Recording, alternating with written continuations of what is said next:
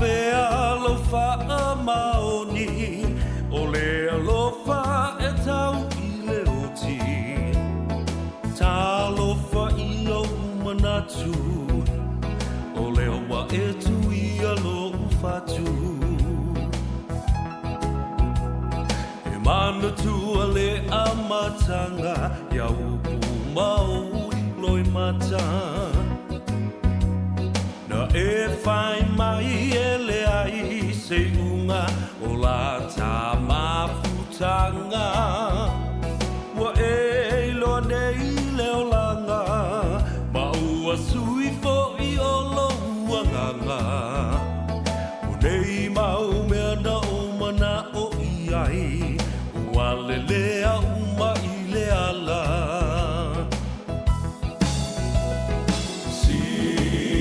Sila mai ia I nei mea ua o whai O lalo I foretu unga mau o te tāu atu Ua o fo I mai ai Umatu o si o uola Fasia I ta I whaiti o ngā Ae mo oe o te le I whaafiti Sa o whai a mea sili sili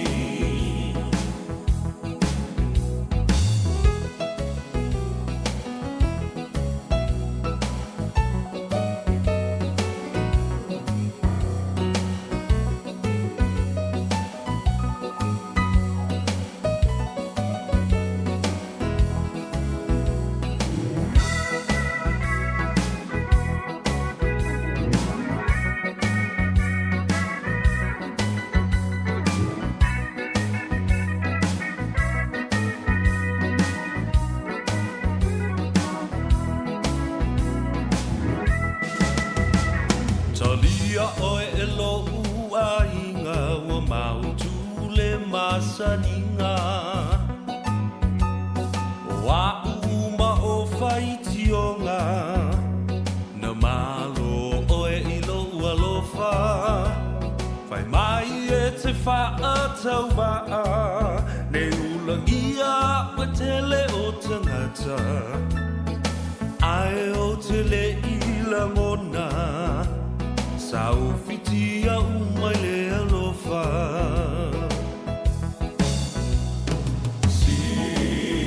Sila mai ia I nei mea ua o whai O lalo I foretu unga mau o te tāu atu Ua o fo I mai ai Umatu o si o uola Fasia I ta I whaiti o ngā Ae mo oe o te le I whaafiti Sa o whai a mea sili sili Ae mo oe o te le I whaafiti Sa o whai a mea sili sili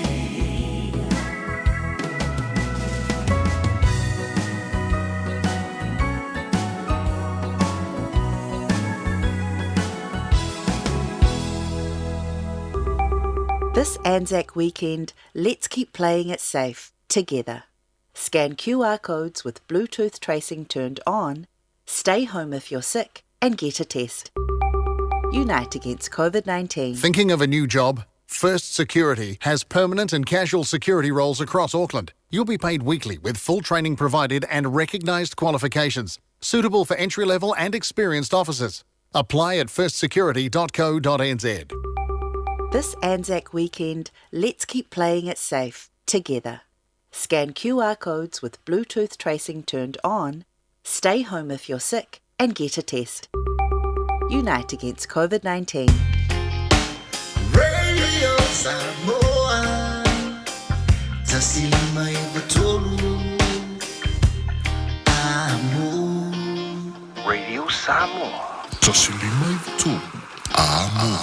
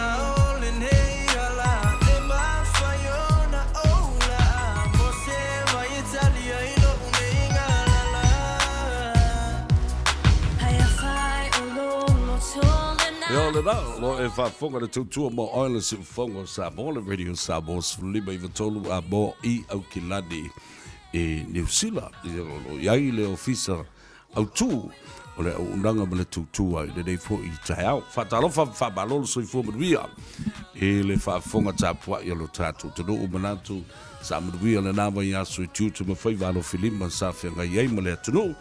Ia ele ngata fo I le nā o le nei whai unga le vai aso. Ia ua mapu mai I ngā ruenga o whaasonga. Ia whapena fo I tā whaunga bewe vanga o le nā vai aso ua tōna I atu.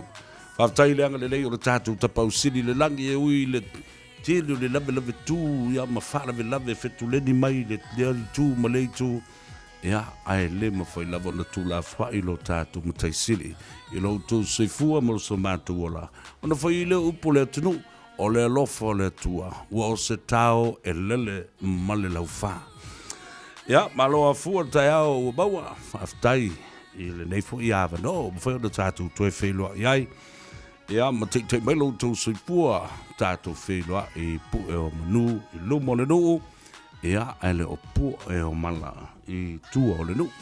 Whatalo whatuai mo le nganga whalolo I le pamalo o le tāwhatolu foi o le tātou vātu nofo. Ia, a wā pa ia ma mamalu wha le tua.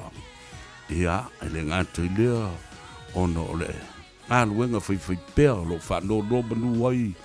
Ia, wha whengainga tau I le langi I whata whai tau langa e whia. I le ngātou I liusina nei o Samoa. Ia maso se tafa o le lero langi. O lo o wha puna pa ulia ai ia lo tātou au whinga ruenga tutofi. I lea whata whai tau langa ma lea whata whai tau langa. Ia ele ngata foi leo pa ia ma mamalu whale malo. Ia ele whainga malo le nei atunu. Wa vea foi ma ainga lona lua o Samoa o tātou nonofo. Pa awai malala ai ia le tōtelo le mamalu o le atunu. Ia ele ngata foi le nā o le pa ia mawalunga wa foi ia le fio I le fionga I le konsula o le malo tuto tasi o Samoa lo fionga whalu toi malo o waa. Ia mai se fo I le fio le fionga le li komisina. Sunga le pale I tele, le matua ia le asi Tom Scanlon ma le whaletua ma le no whaalo.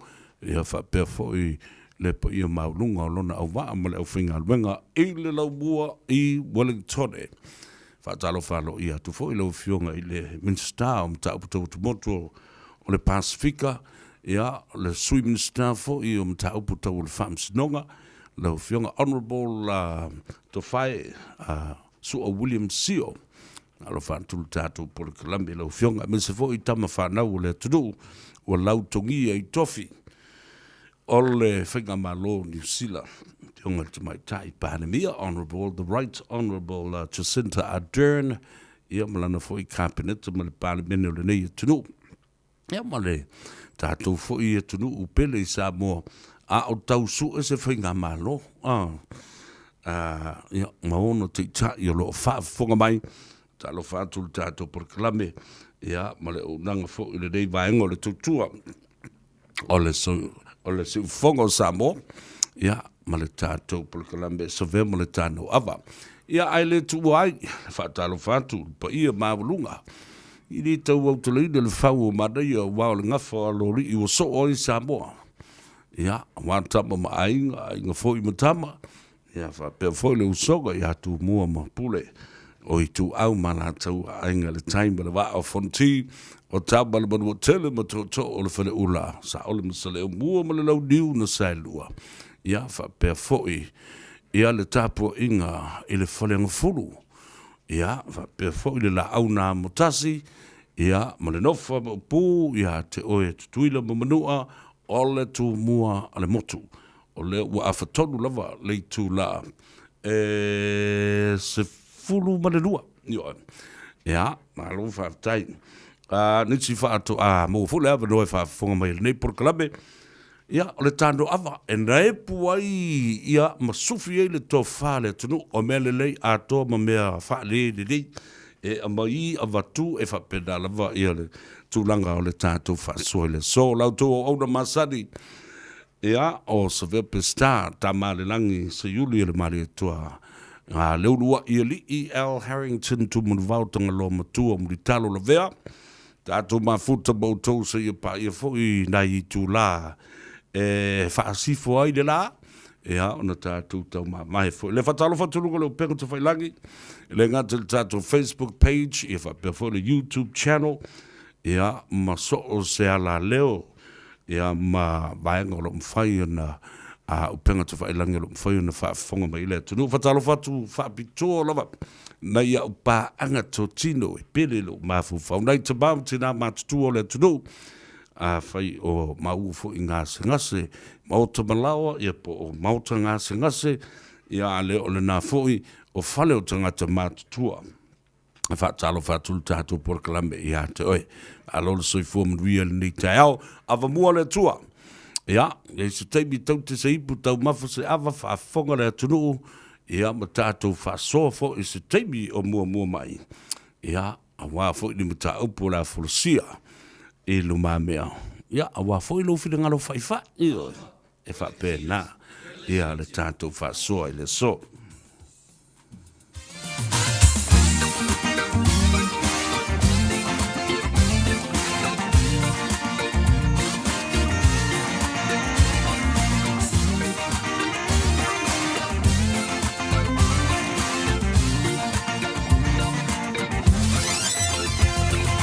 Sweetheart,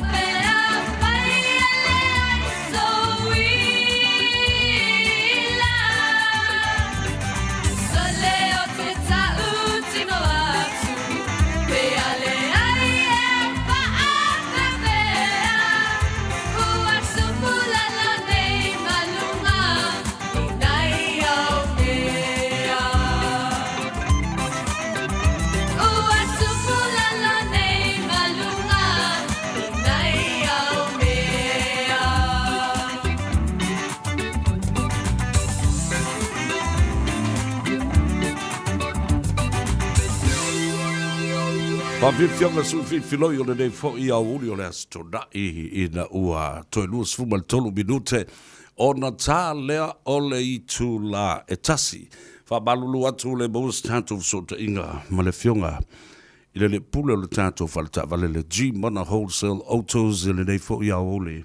Ia masalo o tūtō ngia le fionga a ngal mana taingal mana. Ia ana o le whabanatu ia te oile tāu o tele o le tautua ma le fo I au nanga o silia le luas full tausanga o le tali mo oe o le iwe pawhai o lo tausa ili stava le mole ainga.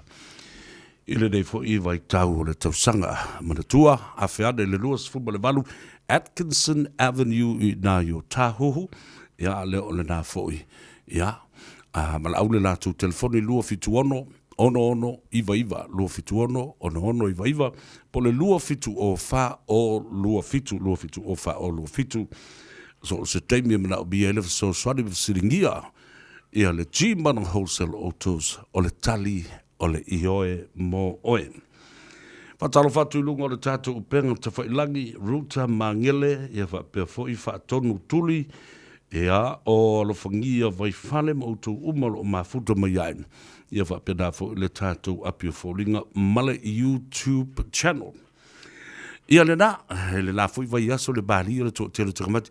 Ai naua mo le tātou mitiafu le nā le tōru se fulu tā la le tau naua sila I lunga le apio fōringa o lo o iai I le ato sa vea fatasi e mele tāno ava ia ma le tala noanga fōle nā wha mai tālo sa vea o ata lea ia ava whonga mai la ata nā ua maua le tā mitiafu le nā e whai masuva nia ia te o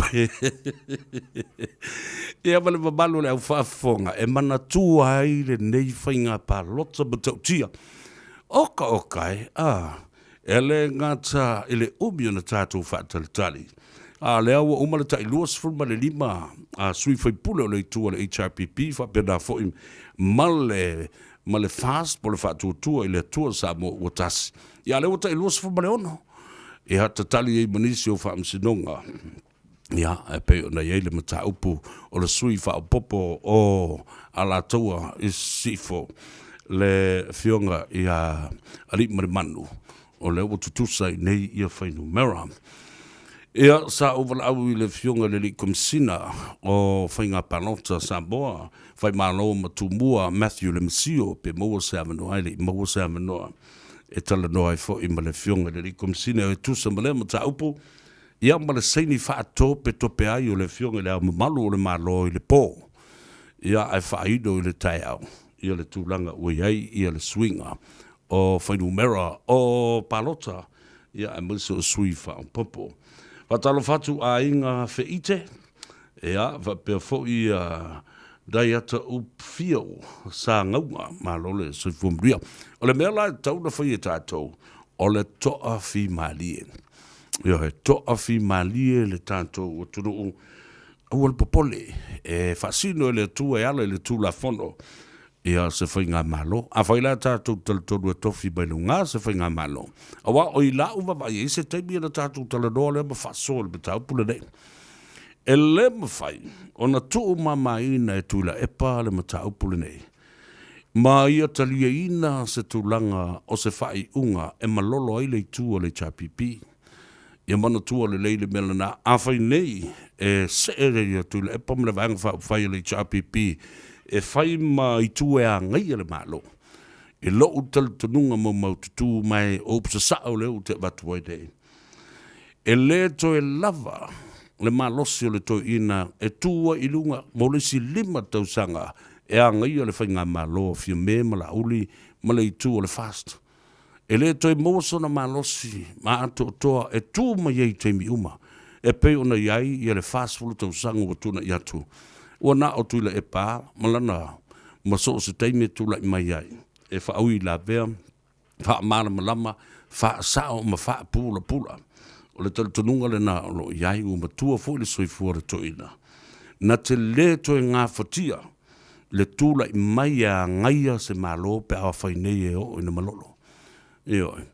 Ia mai ele o se wa ainga le leide nā, ele sila le atunu uma le lalolangi.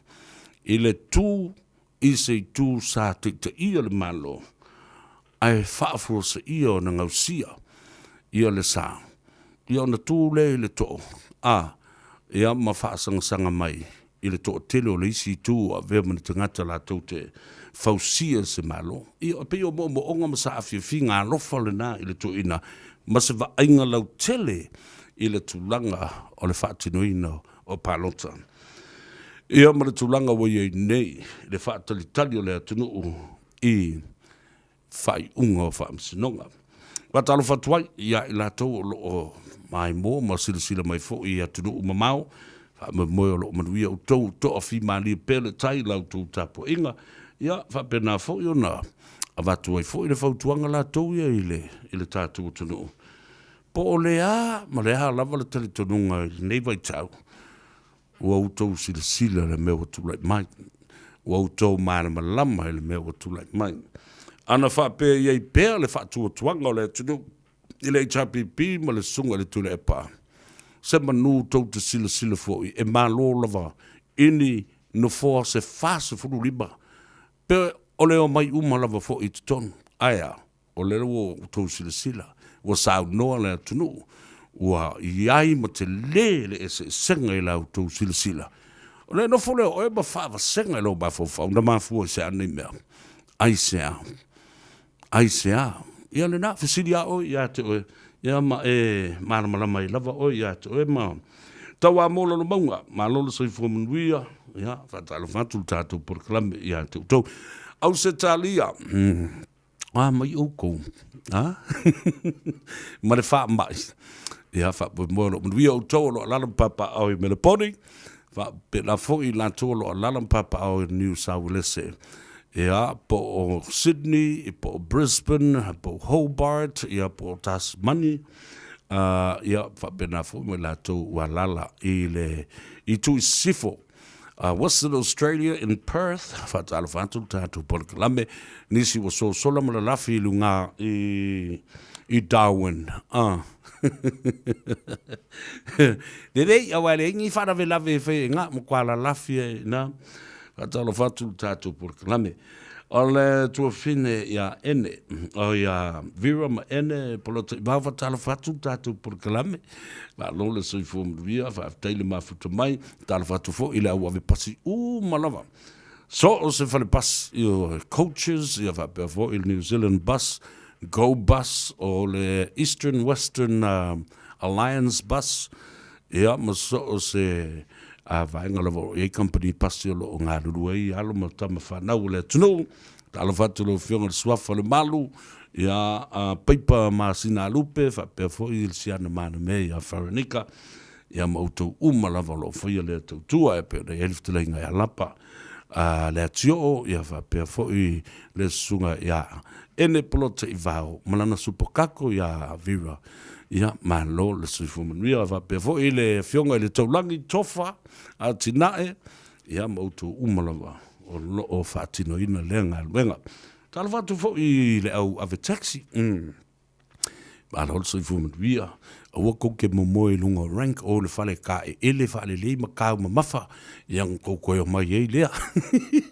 E ke lea ngai a uo ave taxi. E lea lai on o whai atu talo whai. Ma lo fo i le ngā lurue ma le tau a tai a te utou. Ia, lo whatu le dei aso la utou ngā luenga.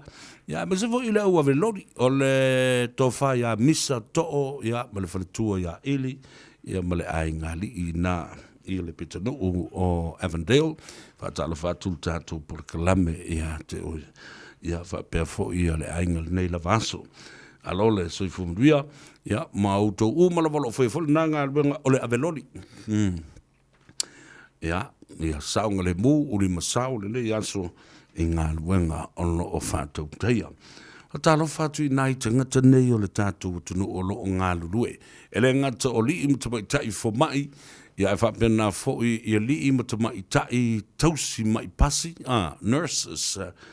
O i la tau o lo o ngā lurue i le atunoa, mō le ngase se ino tau mawhitanga, a i ngase. Ia, ma lo le whaiva.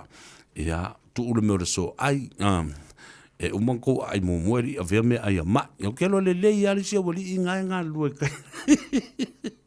O le nā e whaalongo longo le lei mai. alo whātul tātou porkalame i hatu tau, lau tau ngā luenga, o lo whitai tunga iai. Patalo whatu fo ia i la tau, o lo whaia le ngā luenga o le kiliva ma, kūrei ma, ia male au kosoki, male au kūrei oki, e whapena uma ngā luenga, o ngā luenga le lei uma lo o tau tuai. A wale ngiskan kau e whai. A whai aku fo le isi o e piki le apo male bea, a whai mele hai, a whai ko, la ngā luenga ke fia whai ngā luenga, a whai mai, o ke fia kūrei kolori. Ja, ia lele ngā kele fo ia vangola au kūrei kolori ngā le pack and save, countdown, food town, maua umai lava. Nā, ai lolo tungisia Filimaya whawea. A lolo se fumanuia tungisia, le fo yaso tātu te le whiloai, ia whapaboilo manuia o le uso male ainga, ia whapena fo ia le tōtele o whafonga mai. Nela nei aso. Whiara walo e ngalue ai, whatara whatul tātou porkalame i hate oi. La tātou o e tāna i musika i a fwoi mai, sa ili se awan doa tala noa toi le whionga, e a muri anga tele shu singa o le ripule o le tātou whale ta vale le Henderson Cars.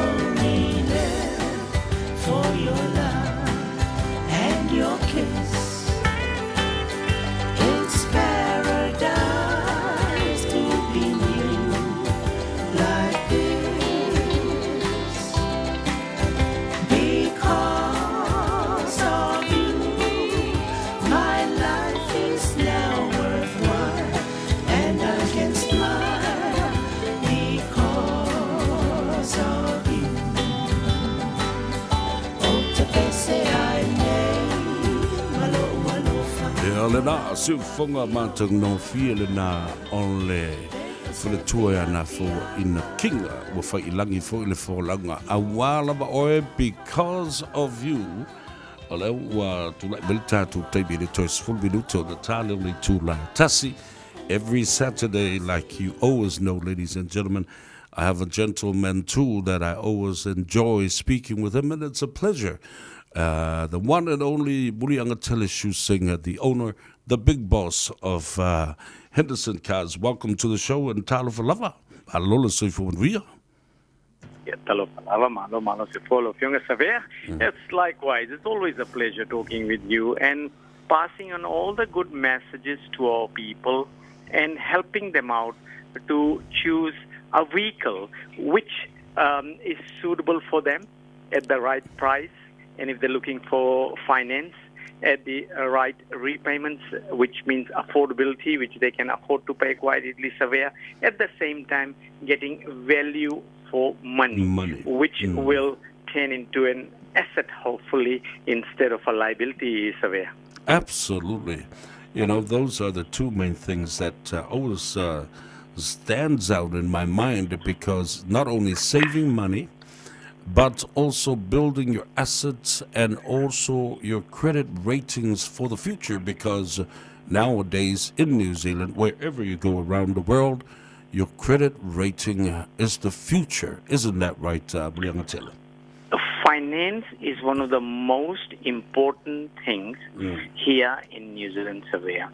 If you have good finance, you will progress. If your finance is dented and if you have not been able to look after your finance properly, you might have adverse and things like that. So what actually happens is you go into another category where you start paying unnecessary money which you're not supposed to pay, but you are paying because of your fault, because you haven't read the what was given to you before signing, or you didn't understand it, or somebody has charged you extra which you're not supposed to charge. So there's so many things, and that is one of the reasons I keep saying again and again and again on the radio, please be careful before signing the papers. You must understand the vehicle you're buying, the finance you're signing, what you have to pay, and other things too. And if you are not sure, you must ask somebody who knows about it. You don't have to sign it right there and then. Nobody can force you to sign the papers. You got all the rights to delay it. Ask somebody, check it up, discuss, and then sign, Savea, because these are the little things will cost you heaps in future if it is not done properly and you haven't understood, and you might be getting into trouble. And at the same time, you might be having some adverse credit later on because you didn't understand, so you didn't pay, and there is some difficulties in communication and things like that. So very, very important. Whatever you buy, you must know. You must know the price, the finance, and what you're buying. Savea. Malo, so important for our people to understand that.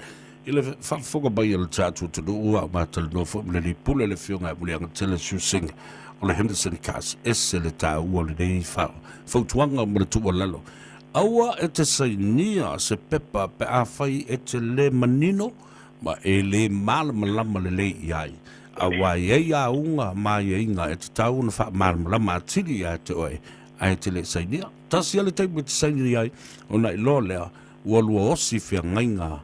You know,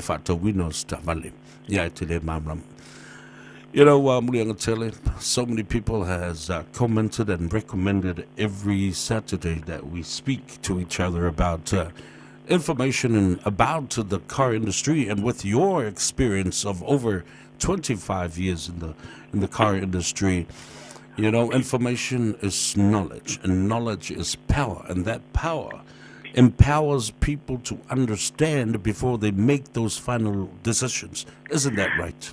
Yeah, absolutely, sir. Absolutely. And it's so good to hear from people when they come to the yard and they said, Muliangatele, I've heard you and Savia talking, and they said, it's amazing because you don't talk too much about you can give that, you can give that, you can give that. None of that giving things. What you're telling our people and helping them out is to understand the better buying of a vehicle where you and your family will save a lot of money. And you don't even ask them to come here. You said, you learn this, you understand that, please, for community. And they come here, which is so good to hear from them. Also, Savia, at Henderson Cars, there are no salespeople selling cars. They're not allowed to sell cars. People come, they sit down with me, they discuss. We give them all the good information that we know, all the knowledge we share, and then we ask them to choose a vehicle themselves. We never, ever push anybody to buy a vehicle over here at Henderson Cars. And there are no salespeople. They will come and see me and sit down with me and discuss. And this is the only car yard, I believe, which doesn't have any salespeople. We have people there to help. I've got a few girls over here. I've got a few boys over here. We'll go and bring them and help them. But they will never push them or ask them to buy that car now. It's a good car. None of that goes here at Henderson Cars. What happens at Henderson Cars is it's a people's car yard. You choose. We will give you all the information we have to help you out to choose any vehicle you want, sir. Absolutely. All right. What's on the menu this afternoon for lunch, Muliangatele? It's beautiful chicken curry here today. Nice. It's yummy. I'll try to send some for you, Savia, so you can tell the people what it tastes like. It'll always taste good because this is like a little restaurant over here. And believe me, it's yummy. You have tasted so many times different kind of food. And definitely people love it. So it's plenty of food here every Saturday. And people are most welcome. Come down, have some food, look around, see, discuss whether you're buying now or later on. We can always give you all the information, all the helpful information that will help you to do better buying of a vehicle and saving money, Savia. So yes, everybody's most welcome. Beautiful. Come down. We are at 194 Cavendish Drive in Manukau City. 194 Cavendish Drive in Manukau City. And people can give us a free call on the free calling number, which is 0800 711 711. 0800 711 711. Thank you very much, Muliangatele Shusing, for the time spent to explain to our people the simplicity of buying a car if you understand. And and we'll come around to talk to you and ask you about all these wonderful things that you can offer to benefit our people. But hope to catch up with you. Looking forward to that chicken curry. It may pass by this afternoon. Yes, it's absolutely yummy, Savia, and it's always, as you know, at Henderson Cars, it's all about quality, whether it's food, whether it's service, whether it's finance, whether it's vehicle, and that's what you get at Henderson Cars, and everybody's most welcome. You can come and see me personally over here or give me a free call on the free calling number, which is 0800 711 711, and I promise I'll do the best to help you out. Thank you very much, Muliangatele. Looking forward to chatting with you again, but always a pleasure talking to you. And have a wonderful weekend, Muliangatele. One last thing. You're open until what time today and tomorrow? Because Monday is a holiday. That's right. Yes. Yeah. We open today till about 6 o'clock or even 7. Tomorrow we are closed, and Monday we should be open half day. All right. Thank you very much for that information, Muliangatele. And see you again. Yeah. There you go, ladies and gentlemen. Fionga Muliangatele Shusing, the big boss, but very, very gentle man in terms of looking after you, offering the best service, the best advice.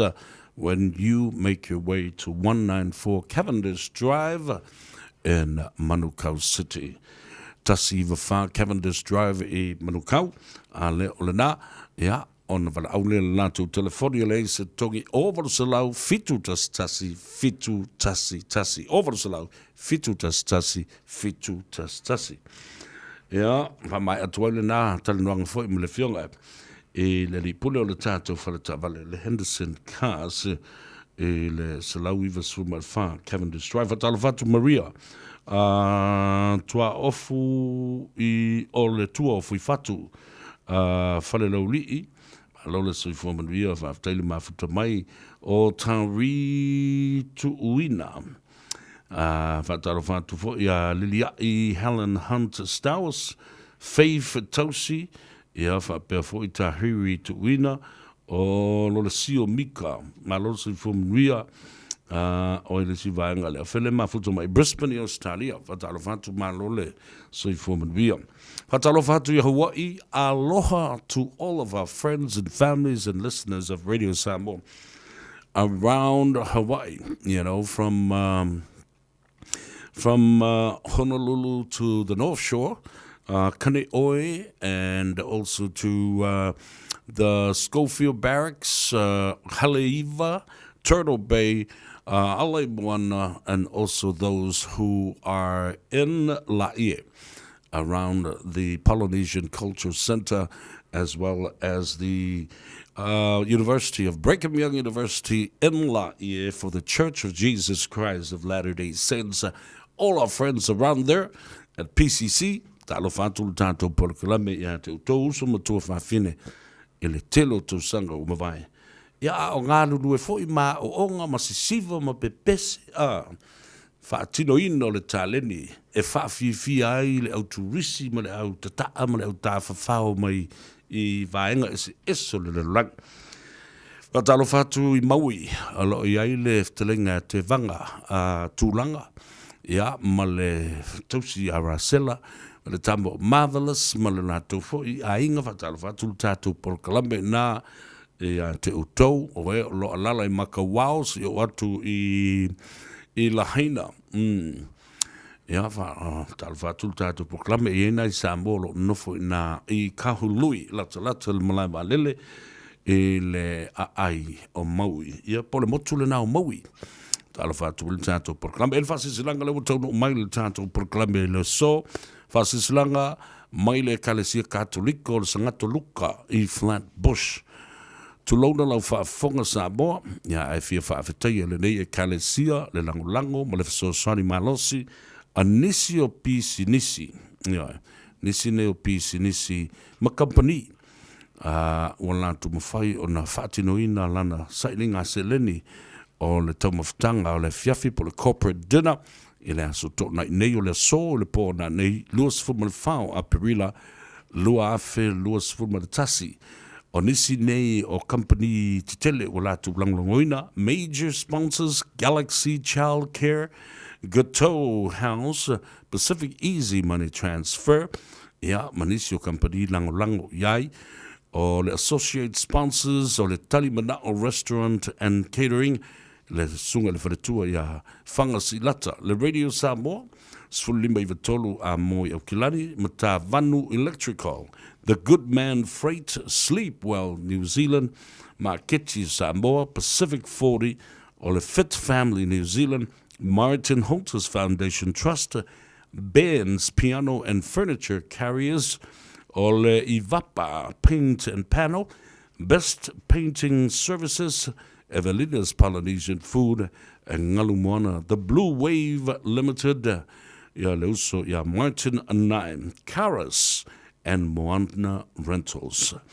Wala tu foi fa te tele le fionga ia patele me patele au fa ngal benga pa ia le tua so se fata fito langa e kalesia mo maftanga ese o pesinisi ainga o wome masani ia wala tu fata wina lau mo le nei fa mo mo le matu tu talo ia fa tu mo le tua me o fa nga wina ina o lo to silsila alofa ilana ngaluenga ia e ala lea ile fausiaina o le malu tapua I fau o sangatoluka I Flatbush ia mo I latu umolo umia tickets mo le nei fa mo le fiafia da nei a mantal tanto por klame le tu la e ono le fiafi e mafa lava le tau mafutanga. Ona matua heavyweight le tau mafutanga.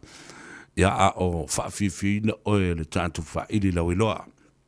Le Oski Band, ia ma le Osiva, le Drums of the Pacific, ia maisi whaafifianga.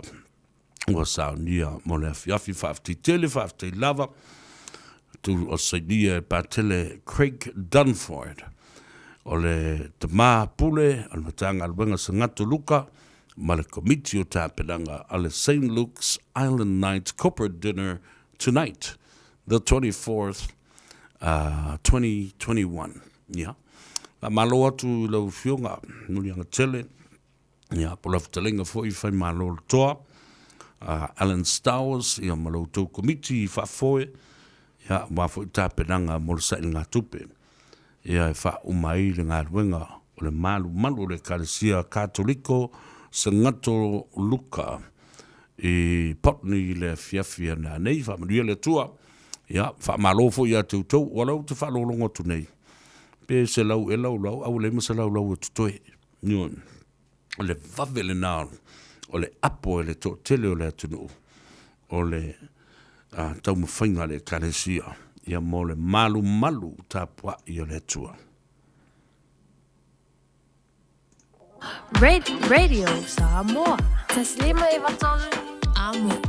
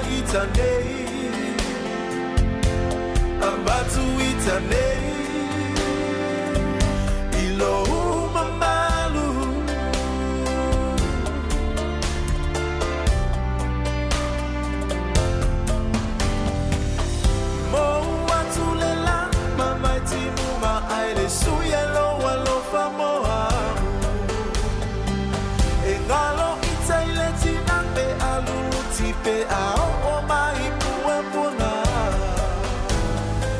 Pe lau lau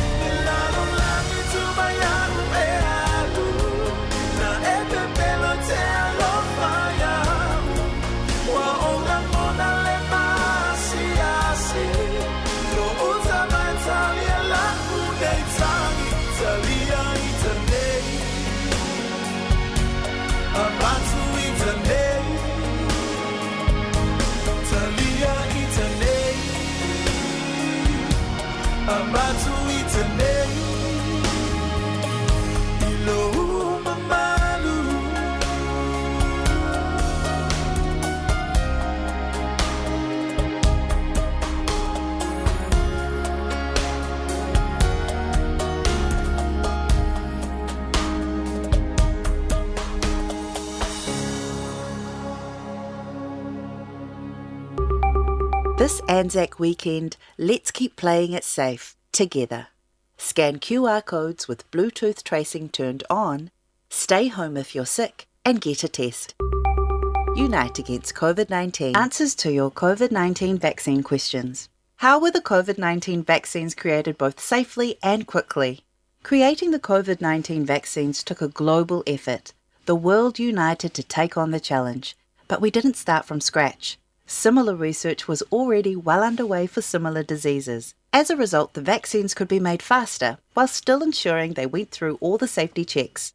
Find out more at covid19.govt.nz/vaccines. This Anzac weekend, let's keep playing it safe, together.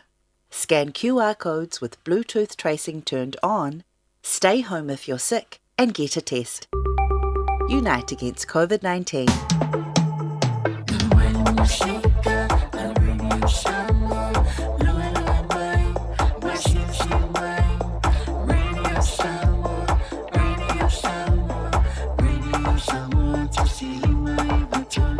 Radio Samoa.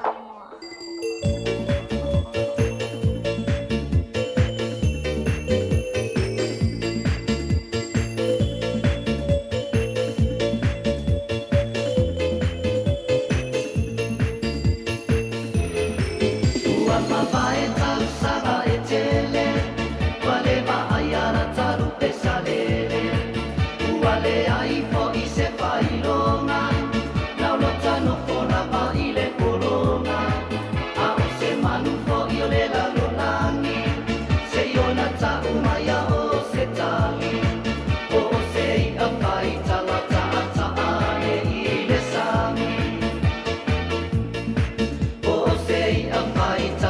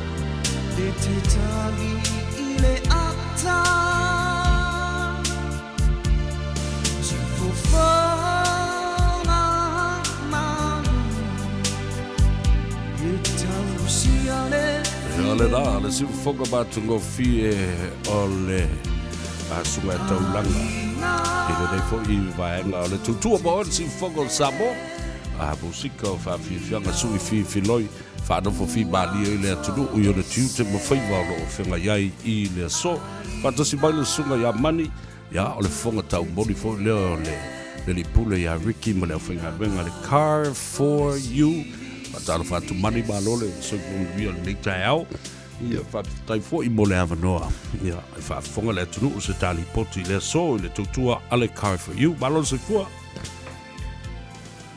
man mia se vea ne vai ngoraso ia pa taro patwai lo fiong fo ia le fo we tu le fo po kala masani le likio ia me se fo le fa fonga anga tu tatu atu I tu mai im tamali Malo le ngā rui malo se fo man win ni va ngores sa via.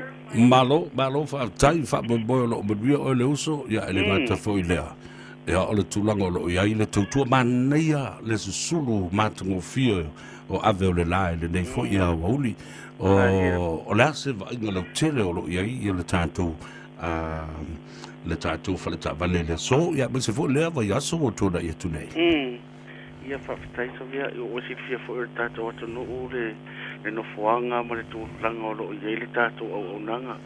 Ia o i nei le tōru se lau Great South Road i Manrewa, ia o dea ua sa wha matua pisi fo i le lava i aso o tea, ia o e o mai fo i nei le tae au, ia te le fo i niso le tātou atu no ure, ea fio mai i tau sa ili fo i se taa vale, o le walakalaka mani malu sa via, ia ai te tau ona le le ta avale le ainga. Ia no no winga la o le wafio mai nei le kafo iu. Ia o to te ro tatu o tunu.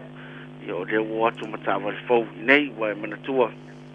Tele a tatu ta avale fau o le wa mai le di pule. Ina ia mawhai ona mawata avale umoro o tau sa ili le tatu o tunu.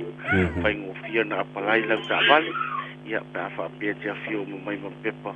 Ia po ala fo tu ranga ro ye lo sua fa de ia fa ilo mai ta tu ta no ia mo mato fo le tu ranga o le so so ni patino tonu ia ina ia fai pe ona mo se ta vale ia ro afio mai ta tu o tunu nei le ka fu yu to se la Great South Road ta tu address ma le ta tu numero le over se la lo fitu fai von valu mo tonu e ta tu o nanga pa ta se ma lungo le Facebook penga tu failangi yo tasina fo ya vanoa e mo wa sai di sa ta vale yo ne ta tu soa te le ta tu ta vale e se fai la filinga le ngata de ta ngo fie o ta vale ananga ta tiki la pe mengi ya fatasi ai mal ta tu finance o la lalo ta tu interest rate fo nga ta tu o nanga ya afa te tele sa ve mo ma tu wa vanoa manu terina fo ife au mga ringo for ninga so mata po inga so tatu no ya ai so fu ya sa ve fa tai mo no malo fa tai mani mo si sia vandoa tatu tele noa i le taibi mo le uli ai e bria tele i nga ringo lo fa fenga yai fa so fu mo te mdeng ya so fu ya le sunga ya mani o le fonga ta mo le na o le nanga me tutua ale car for you te moa i lotoane e lua mara tua wa fa pipi I fa tasi lo to ane lua. Lua se lau iwas fu mal valu se yo o le tolu se lau a Great South Road I Manrewa. Pene var awi la tu telefoni o valu se lau lua fitu fa iwa ono valu. O valu se lau lua fitu fa iwa ono valu. Fatalo fatu le tatu a ilungo le api folinga fa fiu Simon Fofonga le malu e ava pena fo le sunga ya stand le malu male na to fo I vaenga o lo o fa fonga matapu mai ina le tulimanu le Newland TAB e ava pe fo le sunga ya a plaisina kitiona a fa utangia ya ai muso le to tele le sunga au matangi masi ya fa pe fo I le tama o Nico o le uso o Vice, ia wha pia foli tama o Miti, ia mau tō uma, ele to e tō raulawina o tō swafo o tō silifia le tātou komiti, whātalo whātou fo I le nuu o le auso, Avondale Stilinga Alante Moenga, ia ma le tausi a toe, ia wha pia nā fo I o tō uma, o uso I masani o na ewa ele nā, Canal Road, whātalo whātou tātou por klabe, sunga a vanganā, su on de mia, tal fatul tanto por klabe o fa lua au fata lor se fomia lima si ofele ya fa per fo I William Fraser o pi opa o lua o Big Papa o nati voa e sete talabai vau o Simona Tavita ya fa pena fo I le tua fine Sister Toti mai inai mota lo fa longo mai Lisa Burgess malo se fomuia mai St. George Utah talo fantul tanto por clambe uso ya te oe ya se va vai leva tu sanga le to filoi al mesilio nai munbia Mark mapsua nonu fatalo fatu malo le se fomuia vai Na paua leo la ulu I tau ia te oi. All you got to do me a favor, and it's a very simple favor. All you got to do is press the like button and share it. Yoi. Tango tufal tātou por kalame. Tufal tātou por kalame. Ia wō o ainga o e te masani ai po whela o lalulangi o lo lala mapapa awai. Tango tufal tātou por kalame. O le tāu o le nā o le sila fie le atunu o whea lava. Le tafa ma le tuli manu o le kilope o lo e lala mapapa awai. Ia lai loa mei o lo tutupu. I le ngate New Zealand nei, ia whapena fōi ia lo tātou o tunu pele I Samoa. Ono tātou o lea e tūlalata. Ia lata lava I Samoa. Tā lo whai. Ia le nā, o le tūlanga nā o lo iai, ia me o lo tutupu le tātou o tunu. Fatalo fatu le uso, fato afe Rex le vai. Ia, whapena fo I sio walo te maitai. Sha, ia, fatalo fatu I Christchurch, malo se fo manuia. Ia, mai se fo I la pulenga le tātou le tiolo, si fongo Samoa. I kale estete le sunga Alex Fido. Ia, whapena fo ia le sunga ia Momoti, ia, o le sunga atu lua. Ia malau whainga ranga umalava le siufongo Samoa le 95 FM, Blaine FM. I nā I kale stete malo, le siufonga whaftai fo I lautu ngā ruenga taulongolongo. Whatalo watu fo I le siufonga le tae fo. Le sunga le ia o a sinia o tuile epa whawhetai sua. Ia mele lato fo I au whainga ruenga le siufonga le nā le tae fo. Long Beach, California, want al fatu tātou por klam malo fo I le taulongolongo I lautou le tio. Ua mawhai o na whaafonga atu I le tōtelo nisi o vaenga o le atunu o lo lalam papa au I America lama. Ia le ngata fo I leo le sunga le toina. Ia ma le siufonga o le Samoa mo nei mātai au. I Melbourne, I Australia. Atala whantul tātou por klama le whamumo. Ia lo manuia fo I o tau. Ma lau tau fo I ngā ruenga tau longo. Ia a wāle whaafonga tāpua I alo tātou atunu. I le toi fo I mai. Sa ili se awanoa tātou te talanoa tuai.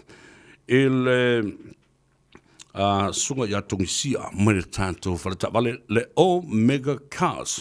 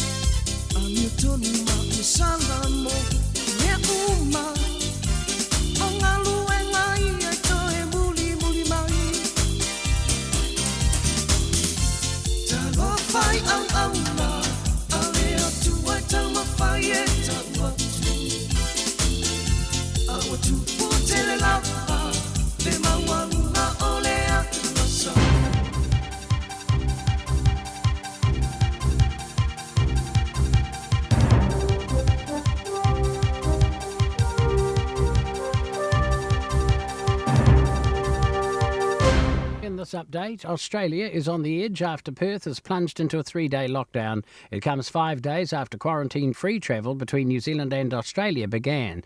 All travel between the state and here has been suspended as a result.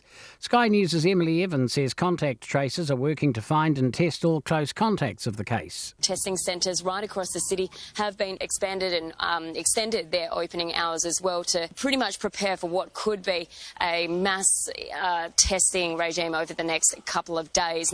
In India, oxygen supplies are running dangerously low as COVID-19 cases surge. Hospitals have taken to social media to plead with the government to replenish their oxygen supplies with threats to stop admitting new patients. India's in its second day of a record high number of cases, with 330,000 new infections in the past 24 hours alone. Yogita Lemay of the BBC says some hospitals have only a few hours of oxygen left. The staff knows how many lives hang in the balance. People are being turned away, but they don't know where they'll find oxygen or a bed. Local councils need to leave infrastructure decisions to the experts, according to Infrastructure New Zealand. New Zealand local government will be undergoing a review into how it functions and what its role is. The review was announced by the Minister of Local Government, Nanaia Mahuta. Infrastructure New Zealand's Hamish Glenn says council officials may not be qualified to make some decisions. Those decisions are going to be beyond the capability of most elected officials without a background in infrastructure or infrastructure funding and financing, for example. Auckland Council's nearing its goal of reducing $120 million in spending. The target was set in its emergency budget last year because of the impact of COVID-19. The council says it's achieved $119 million in savings to date, and the Mayor, Phil Goff, says it proves the council is moving toward being more efficient. That's news. In sport, the New Zealand Sail GP team has suffered poor results to open its debut regatta in Bermuda. The Kiwis, led by Peter Burling and Blair Tuke, have come 6th, 8th and 8th in the opening 3 races. They'll need strong results in the final 2 races on Monday morning to make the title race. Tomorrow's A-League football clash between the Brisbane Roar and Perth Glory has been postponed due to the 3-day lockdown imposed by the Western Australian and Queensland governments. Details of the rescheduled match will be announced later. It appears mediation talks between New Zealand Rugby and the Players Association have not gone to plan surrounding the proposed Silver Lake private equity deal.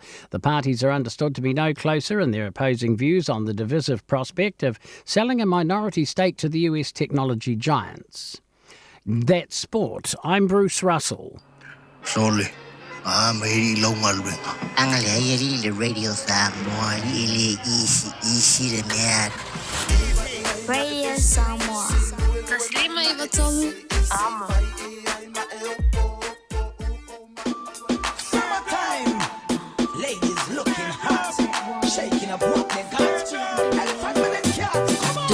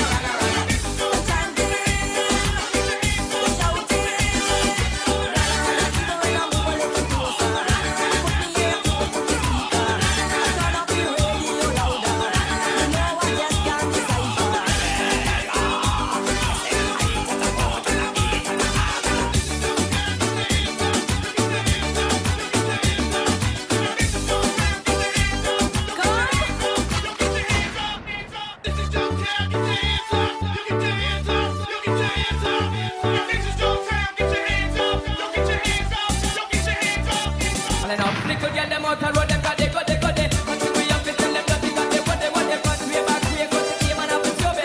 Virgin them walk me and me have to took it. Hot girls out the road and say Timmy. And my Timmy say them a something to give me. And my Timmy and them all a dream about me Timmy. Them a promise and a Timmy say you feel me. But the promise is a compare to a fool.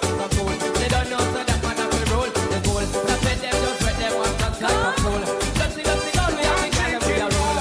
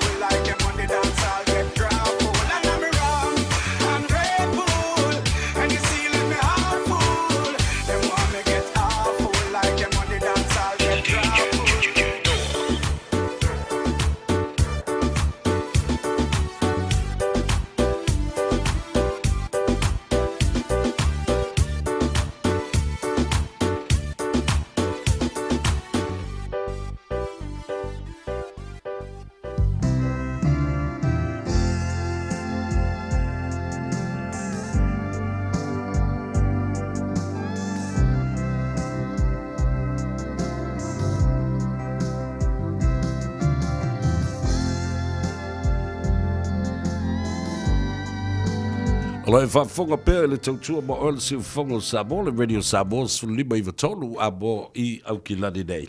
E na ua toi sfulma le 5 minute o na tāle o le tū lai lua. O leo ua maua le avanoa, so tai e tuai foi I le pula le tātou whale tā vale, le sunga a tongisia Pia Wilson, I a whatasi e malona suatau I le nei foi aso le sunga e a taupau fetu lele. Taupau, aloni le soifua manuia. I le nei tai au wha mo lo mawalunga le alofa ma le anga le leo le tua I au lua sunga te lenga tongsia wha pe foi le sunga I le taupa u le nei foi au lio le astona I malo talo falava ia fatalofa atu ina sunga sa belo tu like male foi a tena de foi ia la was bioma de seta ia fa malo la vai la sunga le foi fa malo foi le to wa ta in fa malo foi to tu atu matango fiel por calambe ina ma ua tu le temi o sola e se fatalo fatu lo swatau pa polvore alo vaftai ma nei au lua sa se lua de foi au li talo fa la sunga taupa u ia alo li le soifua manuia a mai la sunga ole manguia la fa kai ia ja se tava le fou mo le ainga le da ua tau sa ili atu ina e o le mele nga la ingo o mai ole fasa longa foi ta vaku foi le sunga foi a komisia so me leva ya ora finga ka mga oska vale oh ele na la wa tu sa ola vale me tau na e anga ia ma ke ma mo wa finga o mga osan ka vale ia ma mai lola ia le oro bega le go sa o ke kilo mo veo le interest rate ia ta vale test trial ia mau vai ia ka vale pe de lei ia o ka mai kia ngaro mai a piki de kigo ma le ai on bega go sa vai ai ko sa to le manga yo ka vale mari o le fai mo fie fo fai go fie ni o me fai ngai de pa ka vale ngai ale o me ka ia le fai no ka vale ngai aso se o fing e koro puloma ave foi fa ka kele le sunga le pule mas foi lá o fenga luega nadi ia le paingo fio me uma nga fai ai ia le e ele tio le cavale que mga kusa boa ao fa fongo e ser marca ngo fio me o fai ngei le o mekaka Olo yele ka vale le ma ave ma so wa fi. E koru ka usanga e failo nga va ai la kole warrior fitness. Este de respiration. Ya ko service de como la vol ko ka usanga le. Ya ai manga ia foi lo sili ia wa ke le lo pe isi pa ka vale fa ia pe mai ngai lo la ko mo. Ya leo au mai arkari o ngai ia fa ia o la pa le ko me uma ia e bodi mai ngai ka vale e fai ua la ko ia vai ngai ko ko sanga. Ora sa vea. O sa wa fa ngai o lo manga ko so strong is your thing. Ya fa manga ku mai la ko le Africa la referral ko ga. Oh. Ora la wo ke ia ora ka ke sa o mai la le pule lo dimba. Ora la ia ke ya o kalkongo fo. So o ke le ma fo inga le kura ka sel be o sa wai ore so strong in that thing is cover mo more o le la fai dungo lo ngai ngoi nga fa pengu fi. Tua mana. Mo la wa pe kala. Ai o ka mo mai nga ngi ya ya o ta na o ke na so. Ya, kan ke ficou em aí atual.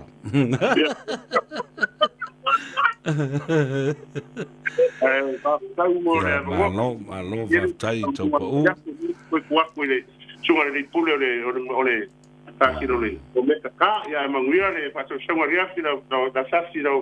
Malo vai tele lava tau pa u mo le fonga ina le tulanga. Ma walunga tele lo ia ile tau tua le sunga ia Tunisia mal falta valele Omega Cars. Ia le na lau fa fonga mai. Maua fo i male referral fee a feta la ia ai pa u maulalo tolu tau sanga lo va ia ele ta valele na ele fale ta vale ale sunga ia Tunisia. Tunisia o te lo le naua mai a toale ano fale le sunga ia tau pa u. Ia so le lava sa noanga la vosionga testa ia le na pa u le sunga ia to pa u ia malele fo ila na sunga fo ile fa malmanga fo ile talsanga le pine yo e pena le tolua minute na fa ile talsanga mo me maritali approve ku mai matal pa u tu wai male afeta la iluna lima cash ia pe ia fa salonga ia sabia tu ngai mera ite tu si fa popo atu sabia tai fin ia samo ia le naua mai ona fatulima fa peloa ile fionga ia pesta pa ia moluno samo ia o le sa fuila fatalvo fuile lo mekakas ona mera ite tu fi pa mamlama ia tela tanto for renters o tanto ni Santa Mara Mr. Pishi Triton ia o taval umane o antu malelua felus martas la tu lima tau sanga warranty manufacturer SUVs taval ese lava Samoa su mai mentala mai ao pe la malitana Tunisia ile aso male aso o tele tai ili mai na se ina so atu no tele na to tua to sia malo me kakas ai tal tonu pe su mai mentala mai ao o trade in e ma fainga cash flow trade in so se turanga lava e tia malam mai fa salonga po le fatonga ta vale fo I con le to tua me kakas ya vala me telefoni o I valo titu le mabalu ta sigo o I valo titu le mabalu ta sigo te vala me le telefon te dai o lo tasi pa tu no lima fatas o lo tasi pa tu no lima pas pesu me le lo se lau ke be distrai man ka lo se lau ke be distrai man ka man ni tele la fo le long weekend Samoa ya pesta ya tai ja te tala o le weekend ya man vi fo o five of story ja na se vai nga le va mo tu si te tala o le so malolo ia o le lava te tala la sunfua malo ia le na fa te tele lava la sunga ia po la telenga fo le fano polo wa mo mai le tatu report ia lo fa tu fo le uso ia to o mosiona alo to mai tai fa after you the city congratulations now you have a nice car and will be looked after for 3 years by Omega Cars. Thanks and congratulations once again. Malola vali fa tai tung sia tato felo I pea man we are to my favorite toilet de yaso. Thanks. Fa so fo ia. Na fatalo fa tu ile te mai tai o Sawanga malol so fo man we Marita. Sawanga ia fa pe fo fatalo fa tu to fine a Maria Olive. Maleuso ia Yosia ia malatina matua fo o sio to ainga. Ina ele pitanu o Manurewa Templeton Place tasile dano fanga mafayona nga ile atu pa fa usa ilisa vaioleola o tō umalawa I nai le tū I saute. A mata mai I Papakura, Manureua, whaasolo tua I Puke Kohe, ia. Nga ia ni nā ele tō whine a Maria, ia po Olive, ia marita mai tai o Maretta, ele luas fumarelua Templeton Place I Glendon I Manureua o ina e mawailau mai.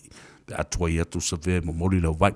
A o I la I Otara, a nga I mai I ai o ta huhu, whapena foi Pamua I Stamaki, o ina I Pamua, o le, o Glen Innes, ia, Flatbush, e a nga I la o tau I le maunta o le fionga le sa o li, e tuala, tau wā tino tau pau, ma le whaletua I a peka I le sfulma le tolu, Lappington Road I Otara. Mawai I a le vai o le ola, ta ua tele mo loso I fua maloloina, sfulma le tolu, Lappington Road, I na I Otara. Shay lea vai, talo fatu Shay, talo loving.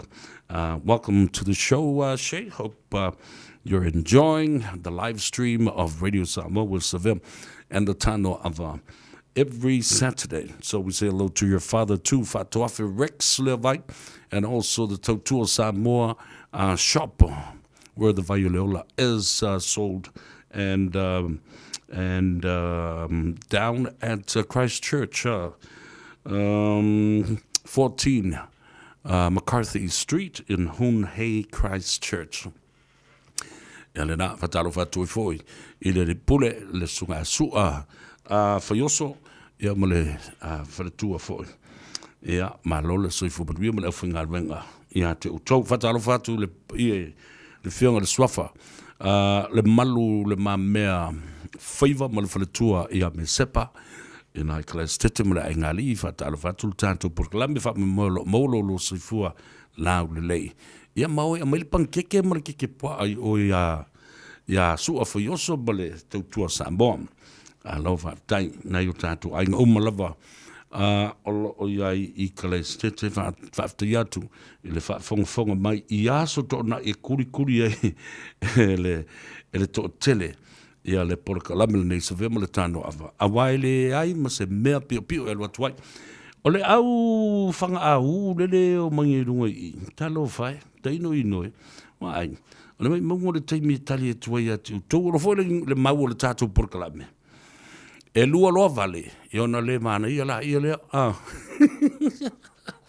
wala vale kasi le vale le amico le ma we taimi le ni tan wala vale tas io le vale le amico ia oni toi fa luina ni amico ni le lei fatalo fatu lo sa Coronito lalo sai fo marie lalo kalestete ia masolato fu ia inga Antonina talopa fatalo fatu lalo sai fo marie le masan yai muipu is watching from Brisbane, Australia. Almost a pita, ma lo sai fo marie o siala winga fa o to vio ia fatalo fatu tatu proclame at from Sydney, Australia. La sona na fi sa mo ile ava no asia tui fo I to sa ninga o se tasi to fine leva na mafuta yaile te mai tai o Pauline Naomi Tuangalu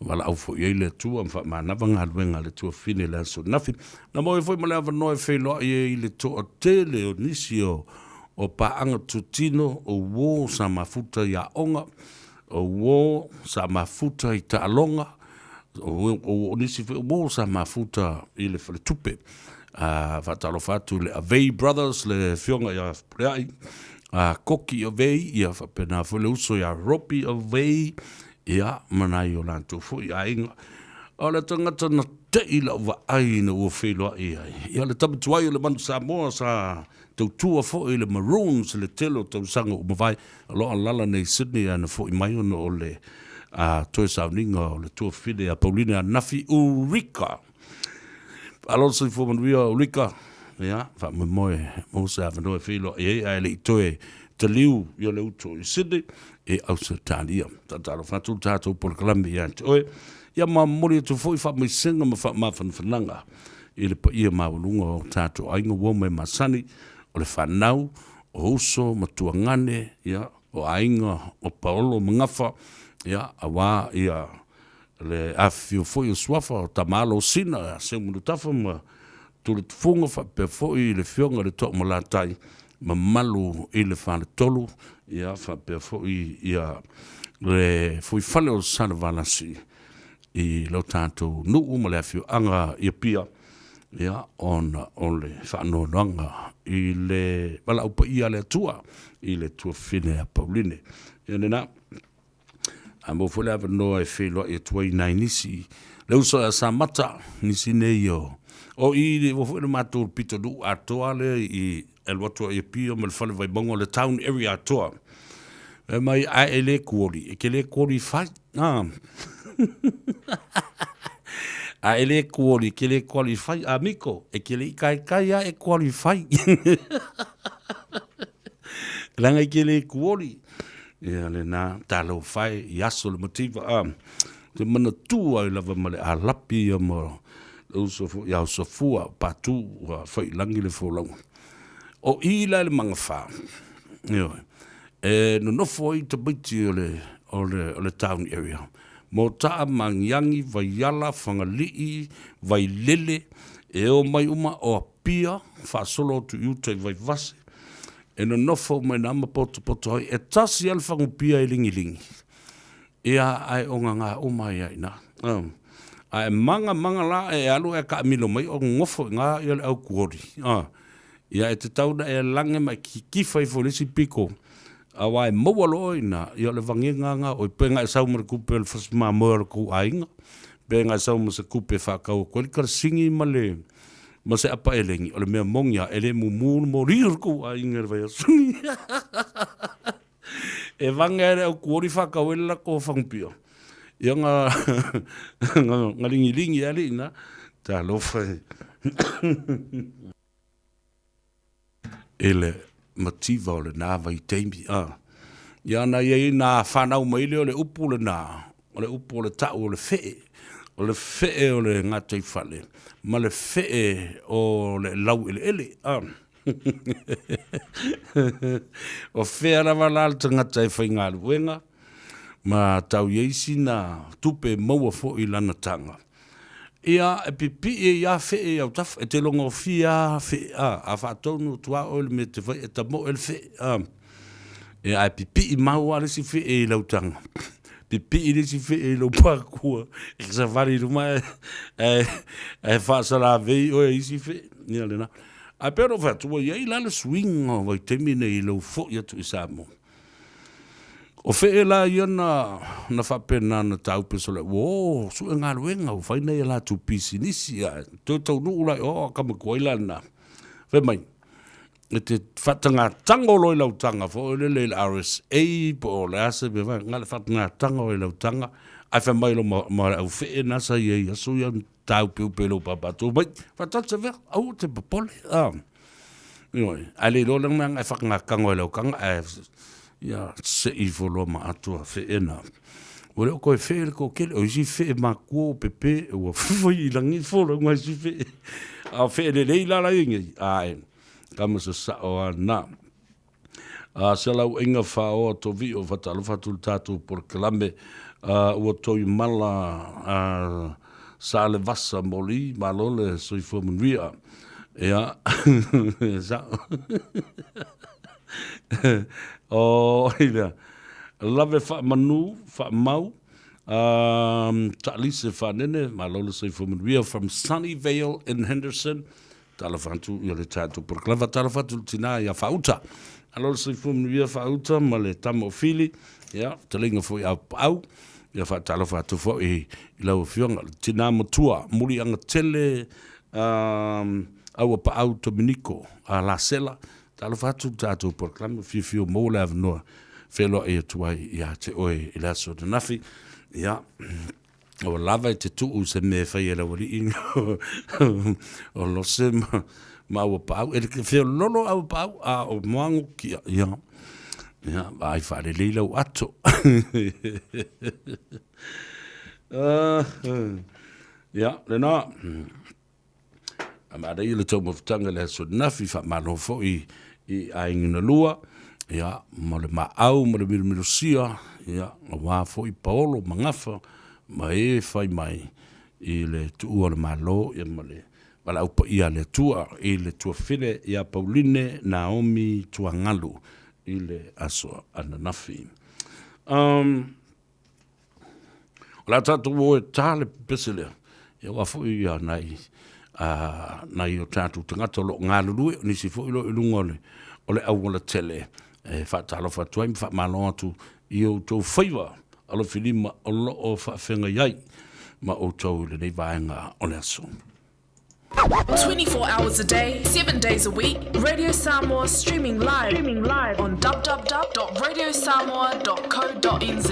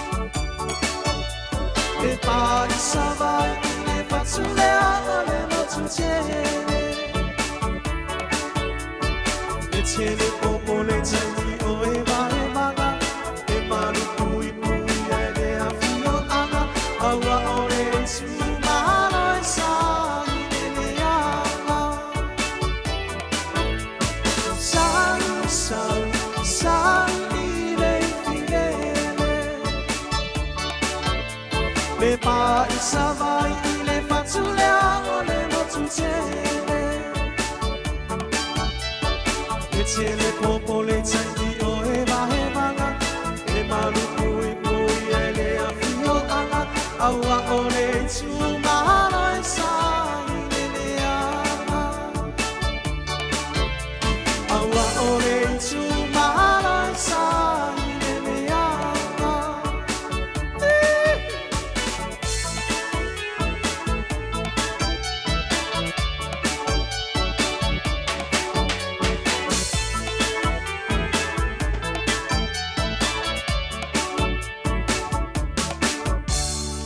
Lena, le tautua mo si fogo Samoa, le nei fo ia uli o le astonai, pes pesenga, ma fa fianga sui filoi, fa no fo fi balie fo I oe, ia o fia ngai fo I mga aluenga matiute, e pei ona masa diai.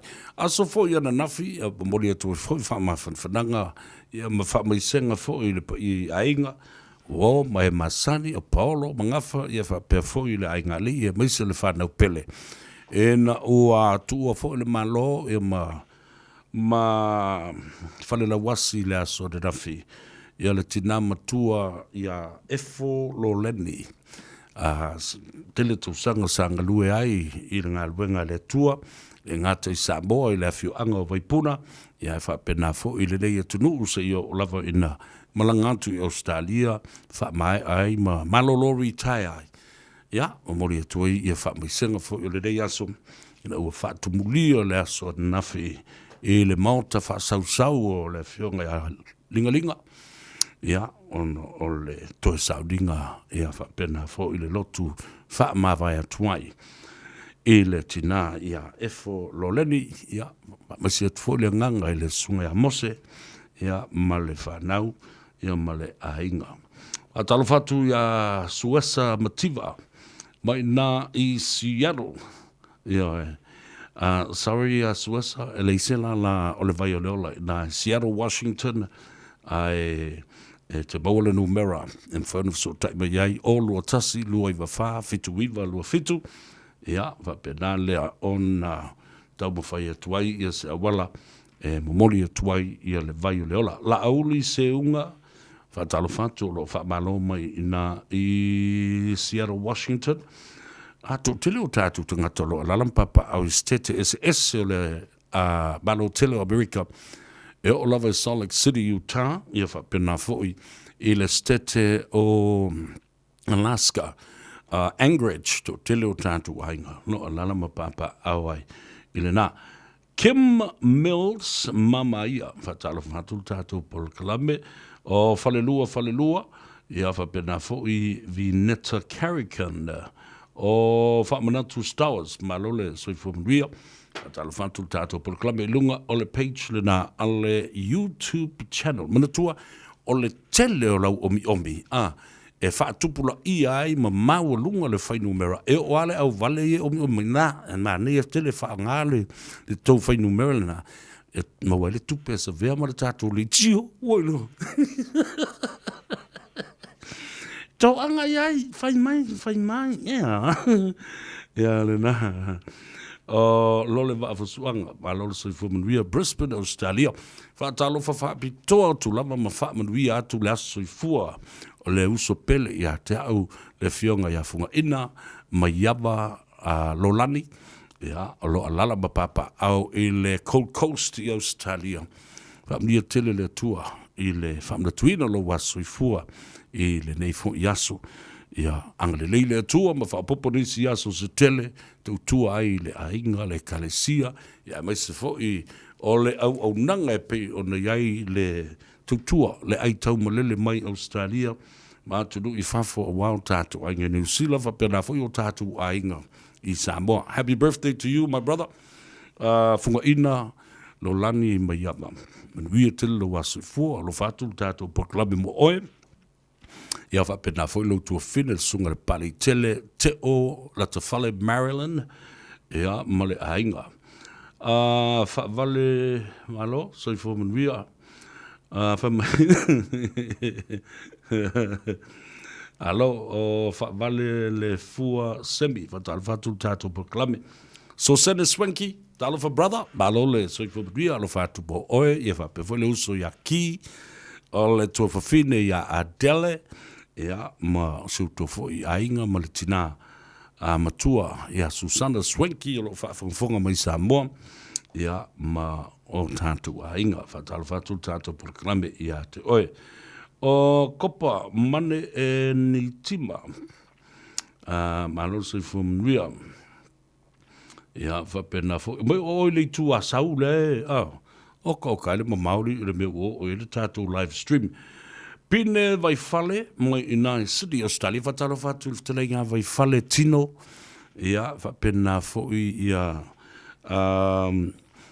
Sio Tausi, Fatima, ia, male ai ngā lii, ia, whai ona whaalongalonga mai fo ima, tapta poi mai I le tātou proklame le so. Eseta Purcell from Salt Lake City, Utah, talo whantu le tātou proklame. Se tala mani e lewana o whaitau e le vāsuna se ima vātu nei. Na o ti ai lo loto, o se uru ngā lii wa liva tele I le state o Pennsylvania. Wa liva tele no te talo mo se whanau, e lea loa le uru ngā lii. Pita ina yeila ia proklame fo lea fertility programs o le whalemai. Na mawhai ei lea on maua mamaitanga ia le tina o le aina. Ai e moi fōleta, e whai atu le wha ata ma le scan o le tinane nei. E loa ai, e lua ia fatu. E lua la pepe o le masanga. Ona tau avea leo o le ngase ma le maitanga o le tina. A o le talamoni a le tala leo. Sa I o lava ina tu SSA na ma le masanga. Le tina ina ua whanau ma. O le mena tupu, na o mia la le pepe tama. Ma ua whawhainga tai. Ia ona whanau ia le tina tulo ma tu SSA ma le tina. O le tau tonga vave la whafosei fo lea e tau o le cesarean tu lou le whafonga mai o lea turu una I mwhaiona vave ave ese mai ma tu se saina ia pepe mai le manawa le tina. Na tupo I maisi wha le tonu fo I na tau au lava ina wha le tonu ai le soifu o le tina. O le wha lave ua maliu le pepe tama. Ua mawhaiona wha sauina le pepe teine. O le masanga. O le mawhai on whaasawina le ola o le pepe tama. Tau mawhai fo mai, tau mawhai lava, ai le mawhai lava. O le mea na tupu. Na tangi au e wele tina, mawhai mai, au mai lana pepe, lea ua maliu. E taatia I lunga o lona whatawhata. Na taatia le pepe le lunga o le whatawhata. O na li liu leo le tina, ai ua wala au I lona to'alua. E sau. Au mai. Sau ma mai lisi pepe lea, le pepe teine lea. Ia wha ta oto I lo lava. Ai sau e ta oto mai lisi tu o le moenga. Ave eselo of tino. Ia le mena na whai. Ioe. Na talo sanga la velfo mai. Se I wha tasi lo latu ai ngā ofiai ma le pepe tama leo ua ma leo. Ia matua ma whana ma pipi o lātou tino. Ai fusi lava e le tina ma le tama ia pepe nei. O le mea no fwai. Ua fiu le fo mai e whātu iai ua tau na ave ese le pepe ma mai le pepe lea, leisi pepe teine le ola ma malos. Na vese atu leo le pepe teine lea. Ma fai le leilo na me foi le plankeke va fanai. Ona tu le ilalo le moli. A wa le ma fai. Ona va vai ese le taba lea ma le tina. Ma le pepe lea o loo I lo lava. Io ma fetangisi la.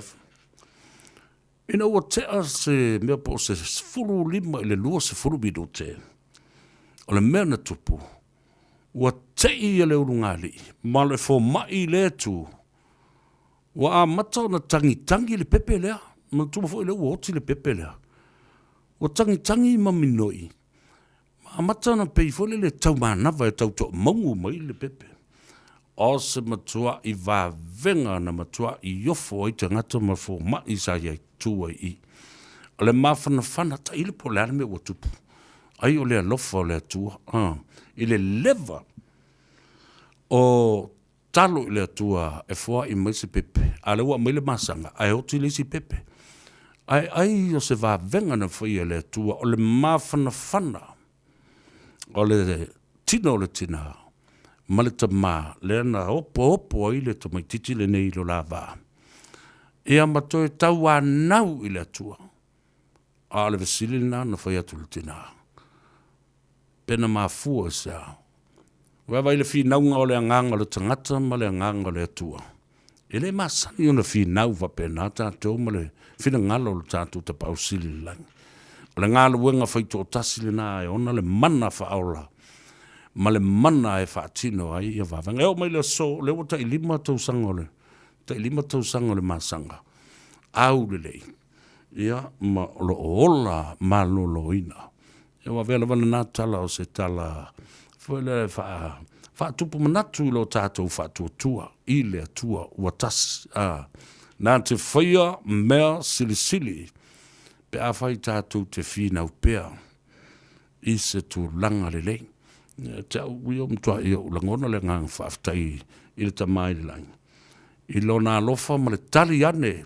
I le te talo whaatau a nau le tina. Ma le neita māma o lalo i mata. Ua toe whaafo i mai ai. Le ola ma le soifua. O le nei pepe. Io, ta ua tele. Nofa oe ma mawhau i ai. Ia, o wavenga na whaia le tātou matai. Nisi wavenga na whaia le tua. I lou soifua. Ia, o mea sili nao na tāua. Mana tuai. Le lofa o le tātou matai sili. Ia te oe ma. Ia le nā. Tātou hua tāle peselea. Whamanui a tuai. Ia te oe ma ngā ruenga. A lot of whaatino i le nei aso.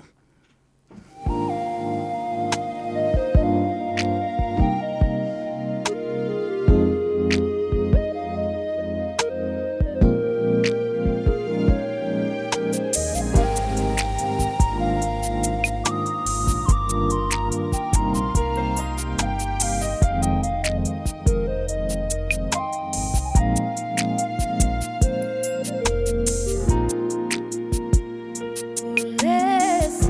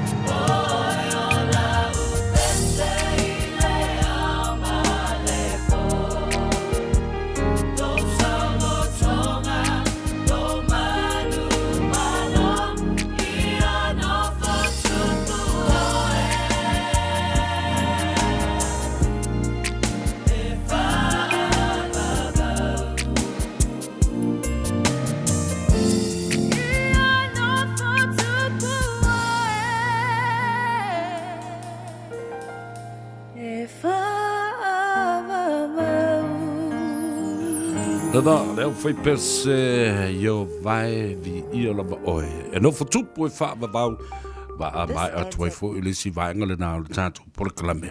Io ma le tu ar si fongo sa bola radio sa mos fu limba i tolu a mo ia klani. Ma lo ma yava funga inga Rolandi o sia onos fu mal fato sanga ile so. After ile tua tele ia tu sanga wana fo I mo oi. Ia fa pena fo I le soifua o nomba le soifua tua alo fantul tanto por klam ia tele lo mas soifua ia ai sa o le ia le sunga toko to fai ono tu tai sa o le o to e fa fangu mai nei o tanto mafu fau wasto na uma fo le pa uma ia talong e fiu kukuri leo e pio e foi la loina le foi talong ala wa kami foi skanga kama meo fang pa puru foi e a felo le manga fa le me fo le tati le tolo le va o kala yope io ina lai fa poto i lo ia le au boys ya na wa mali li watu ia na isi foi fe e mali la ele fe ele o palu mato uso ya palu e ora fo le alapi le alapi la na tu sa pala a u mai le tele o fe e o awa e lua tala alapi e o ya e la vea lo le anga vale le alapi la vea lo le si fe matu o isi au fe e o te mana tua kama ki fe ale o mispus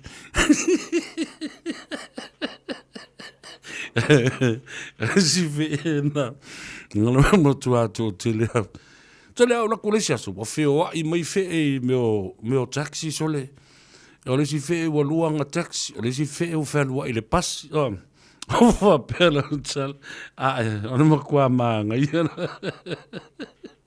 Kama na yo tele yele ta mi sanga le soifuanga wa nga I lumane me ya le na talo fantu toko to fai ono a loli le soifu mria ya to le uso ya mana tua fo I o lo sao taua ele nganta le tanto au I vai ala mo ta ya fa pena fo lo sao le tanto au kapi le manu Samoa lo sao le tanto au liki le toa Samoa ai mai se le o ngai pele lo mafofau ia le tamo le akopa ia o tamo le motasi ia le motoru e o ko tamatuai o le kolisi maulunga o avele talo fatol tato por kalam ia to ia maso stasi fo lo famutuino lo na sifua I le so o le si fesiri de au mai nei wa le po sa utala no to le to fa ia olo o olo ele a ese fili le va polo lo fiti va ai yo fa ia si pisi tele le taimile nei ia o tola o pinga o le mela I nei le ia tola o pinga le a sisila tola o pinga le HRPP ile mauta I petesa o le toi tutusa ma le tele o tausanga o mawai ma le fast food tausanga o tuna I atu e matua tumu I eile atunu e tumu I a singa o manu papalangi o manu fata so o se tau mafa io e tumu fo I ai e fale upolu o le atunu o mai atu mua ma salafai ma pule ono e o e tau fao le launga I le mana o se lafo po se alanga povi po le alava se mea whapena o le teimile nei na li potia mai e te au ua matua I le ai ma se mea le ai ni tangata o I ai na o le whaipule ai e nofo I lona pausisi ma pulupulu lona I afu ua le o langona fo ni tala e whai le ai ni tangata e o su e mea ai ina ese sengala na mele mele tu la mai le fatu tu le tu sa mo o tasi uta I vai tele au vai tu nei le pala malo male milo sia le ma au le tu no e tai yasi yasu uma ese la singo le tai au ese a singa o le uri ese fo I ma singo le fiafi o isi a singa ta iono povi ta tolu povi Manu papalangi, lua manu fata. Au no wha mau tilo ma o vava ai. Ile te mao a hinga. Ona ole alofa vale ole atunu i sui fou ole pale mene. O ta wala maima o tu mai ile wha tua ile tua sa mo o tas. Le a singa lena te atu nei e ono ia manu papalangi. Le a singa lena o le whaipule fou lea na tulai mai nei o le fionga ia seua muli fasi toma. Lena malolo ai i le sui fonga ftelai ia na fo keti, na fo toa keti. Ono povi. Au isi ia singa e sau ai tua ma le meo le seleni. Sfuru afe, lua sfuru afe. Fa pena. Ia, talo faen. E ule alofa ma le anga le leo le tunu. O le aso nafi. O se aso sa o mori mawina fo i na ua fasau i lunga. Le momoli ina alo io le fionga i a tuala, te vanga, Iosefo Bonifacio. I le a ao le te tai o le vanga fa upfai. Le sa fa pito ia fia me Naomi, mata afa. E ese le matango fie. La unga mftalai sa le aula. Te lenga ia faso tau loa. E le momoli ina mai. O alo io le fionga e atuala. E atoa i le lua sfuma le ono i anu fua. A tilo fa le mafau nei la. Pe ana le ai le isi sui fa popo le ana fa tope nei. Tato vai awala vade i sa tio lau tau fa fonga le tulanga le iai. Le tato tala noa manino lava i le tulanga e paleni e le tato. Le la. O lua sfulono, le lua sfulono. A tilo. Manino i le tulanga holo iai ia whainu mera nei. O le whainu mera alo ia. O le lua sfulma le ono. I le lua sfulma le lima le chapipi. Pete iane. Awal mele ufsiringia nei. Sa au vili ila son nafa i le fionga le komsina. O se li tamali i fo le fia maua se awa noi le soa i le itali mai i le fionga le komsina. Walanga iei la mata upui ase mai le whaatala noina le malu. Au le fasiri, na mafua i se au na wha tope lau wha pēr ma wha saini le au ma malu le malo i le levo le po. E eise mea o nā tia i tu atu le mea lea. Au le tuu se i moea se i au o li o tai au. O na wha tino leo le ngāru wenga leo.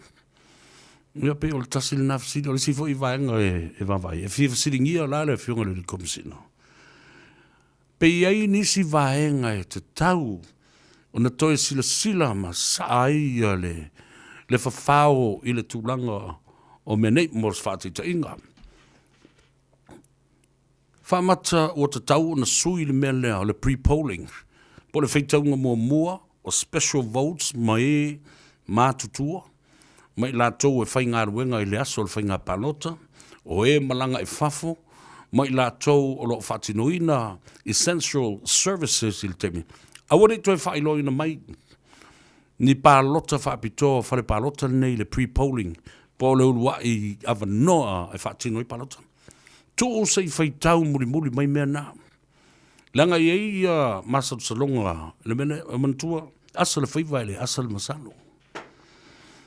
E loa whainu mera ia, o tangata na mālo mai, o whaipule na mālo mai le pre-polling. E ei le mea no tupu mai tua. E malo ma mau atu istangata ma le pre-polling o mai i le polling o le tu malo. Pe o i lea wa whanga i le au ma tilo i ai. Ina ia tau wha te tele atu ai ni numera, ni whai numera ale sui ele i maua ma manuia mai o le pre-polling. O e maua mai le atu mea. O leo mua whai loa mai i le atu nuu ia uruai palota. Ai lo utal tununga. A toi sila sa le whau le melea. O le tele o atu nuu.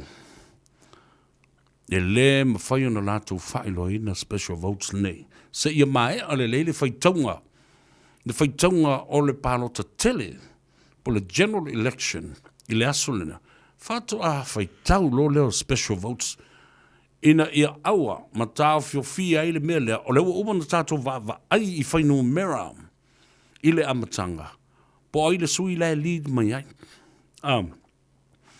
awa pe no foi atu asal fiva e asal masalo tātou te whatutua i le mea o lo whatino i luma o le vainga lau tele le tangata malasirifanga le tua ina ia ato toa le amio tonu o mea ia nala nai le ina fasilinia mela mulmuli lua o le si vaenga o te fia talanoa i le mataapuli nei ua whai asi umi tele o feitaunga ma whaatalitaliga le atunuu i a o se atunuu ua matua la i titi tele ia o se atunuu ua matua i la i titi tele a ua umi tele ona faitau e o lava le faitauga lona lua e te tau ona silasila totoa iai e lea vaenga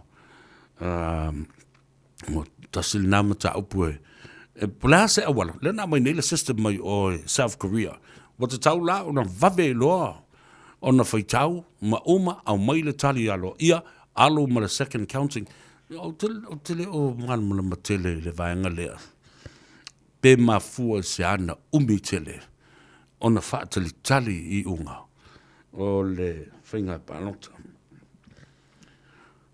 o le si vaenga lon tolu te whiwat o le tosto singa lena vai nei tu malo e isi tu malo ia peila o le a analofi numero tasi e na o le tasi ale nu o tono le tu malo le wingo la whamtalanga disproportionate o le lefe taui o le lefe taui o le whaatulunga ina o tangata o le lola palota o lea nuu mo lea ia i tu malo mo le tu o wheni me ua whapea tasi le nuu i to tonu o le tu malo a tasi le nuu Yo, e na le valu se lau tanga, pe fitu se lau tanga te palota. E whaitau mo i eile whainga e malo i le mele. E eile i tu malo. E tai wha hafe, lima hafe tanga te lola palota. Ma isi nuu e na ole tai lima se lau. Ia, mos wha te tainga, whale ata la le tu lai mei wain. Toi titi a lima hafe tanga te ole na palota. Lima afe o le tumano. Whatustusa la, i le na o le tasi le nuu a analofi, na whale asi ui tonu le na palot. E ofo i isi tumano sa la whai. Tasi le na vaenga tauna sisila i le fituna inga le na whai nei. O i tumano matua oi wha palota. I lo utali tonu.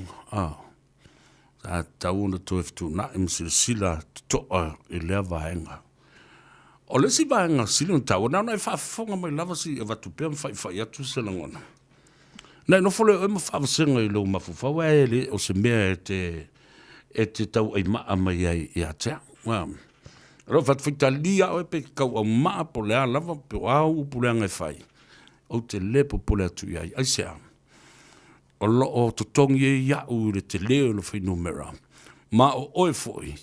Wa le mawhai o na while musa tani lau mawhauwhau. Ki nganga e ingo ia upu ia whaiak. A upu le leima upu sa sao.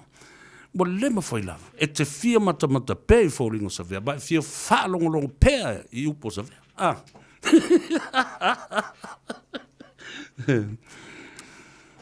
I le mele o le 5% o 5 whaipule i tono o le mauta. E tauna whama oti. Minimum of 10% or minimum of 5 female members of parliament. O le mea foi la lea, e te tau ona predetermined a o le i whaia le whainga palota.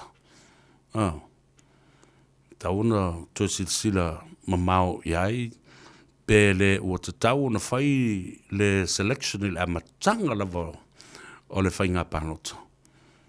A matanga lava a o le i whaia le whainga palota. Ina i loa ai, e mauti noa, le tutu mai o sui te mai tai o le mauta, ia maua lava le tolima. Ina i awailana i tūla i mai le mea lea muli ane. Ia wa o le si mea. E pe ua whewhewhe isi matai e tau wā ma sui o le tūpau tina ma tamai tai. A wā fui e la tū te leilo po le are mea la tupu i de vālea. O le ua sisila tu nei. Wa tū ua ilele o lea pe ua o se teimi o na fuilo la ia lea o o le va o fia me. Po fe le lifa i ai i le tulanga o se whainga malofou. Awa o se upu o le whapea. O le toi whata ape ai oe. Whaisesi whainga whiliwhili. Nga wao le mea nai o iai. E umalo le fast fulu asu. Mana tua umalo whainga palota. Umalo whaitaunga muri muri. O na tu maile o aso se fulu. Whaatino ai ia meo menei o meo o whamsinonga ma tangi ma morianga mea whapena. E umala sifuru aso le na. Toi whaatari foi la ia lea. Mo lesi masina ma le afa. Wha sifuru li maso. E tui nā tu. E whetu tanga i ei le fausia o se mano. O le hang parliament. O lana winga o le pāne mene o lo tau. Ona ua tutusa whairu mera o no foa. O pāti e lua. Umala whasu 5 min asona. Ai le maua lava se tono. E ono fautuoina le fionga lea mo malu le malo. E toi whaata ape a toa le whainga panota le pale mene le masui whai pule nei. Ai toi whai lisi whainga panota fau. Fresh general elections after 45 days. And it's still not known who would govern. Yana mea lana na e tupu. O ai e toi fio e toi whaina mea. O le ala le toa whasa ili ma le moe e mawhai o na fofo i le melea. Ia. Ma fawhau ane oe i ai. Rea tātou wō. Pepe se maia, watching from American Samoa, whatalo whātuk malo sa whumanuia, Lavea and Sua e Mosi, o tamo le Church College of Western Samoa, le aonga mawarunga le kolisi pesenga. Ia. Nga au kalo fai Lucy liu. Ia le na au Pepe se maia o ilisi lea talo fatu pine o pine vai fale talo fatu le tātou Porkalambe ia o Willy pa o Sulu ia ma Pauline i fopo o Minaretta Sink lo fatu ilanga kamanga leo i o Feleki, Ferret Sink, Fatalo Fatu Loso, Fetty Harder, Male Feletua ya Belinda Harder, and the Harder family in the town of 2 South. Talo Fatu so Malonga Luane Yaso, Yat Oemal Feletua, if I perform no Falo Mule Aingali, a low time, my Futamai, Fatu Tanto Porkalambe, Yat Oem. All Saudatia. Feloti longoi talo fai moe fifia alo puloro i afu ma moe file mu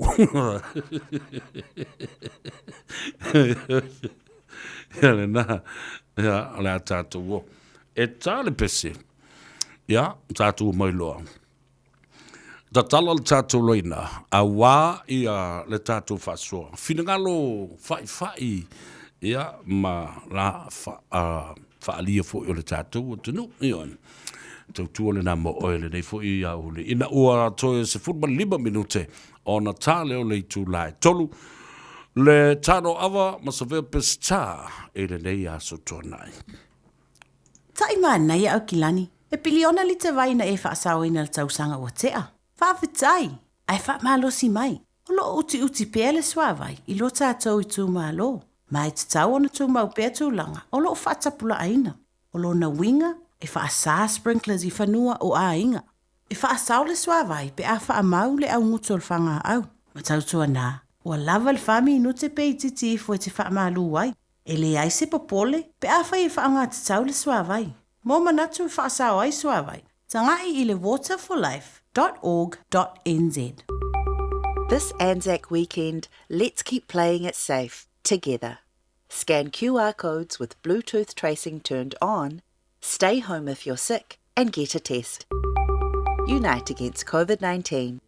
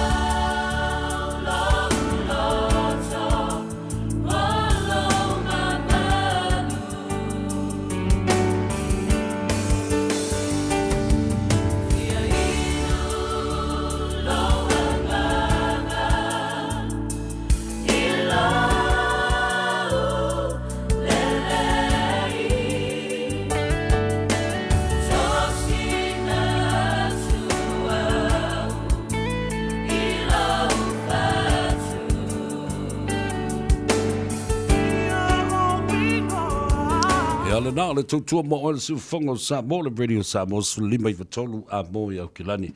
Ia, o le ua te tala tuoli tātou leida a wafo i le whasoa le atunu i sofi de ngalo. Ia, e tu sai foi malau vava ai atu iai le teimile dei.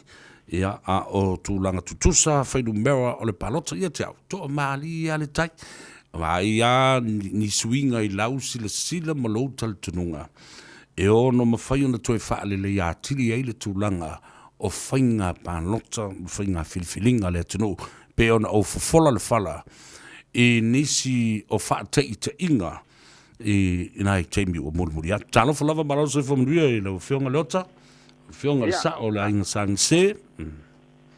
Ia, langi maa, so maua le whionga sa vea. A maa loa le tautua mo tātou yo fo nei aso. Alo. O ke fia whasoa te tusa ma le mea lewa o whaarongo i ai I whaamanga a le komsino whainga wharoka. I aswa ngafi, le whiwhia ngafi. O le saunga le a le ingoa, ngā whakara ngoa fo i la. Ai whai mai langa ka la, I le mea lewa whaingei, lewa eni gei mea lewa ka I lufu rongo. E ka kia lufu lima, lewa uma lewa i lufu rongo. Ngā whisi e fo I la ka ngā kapolal kuranga.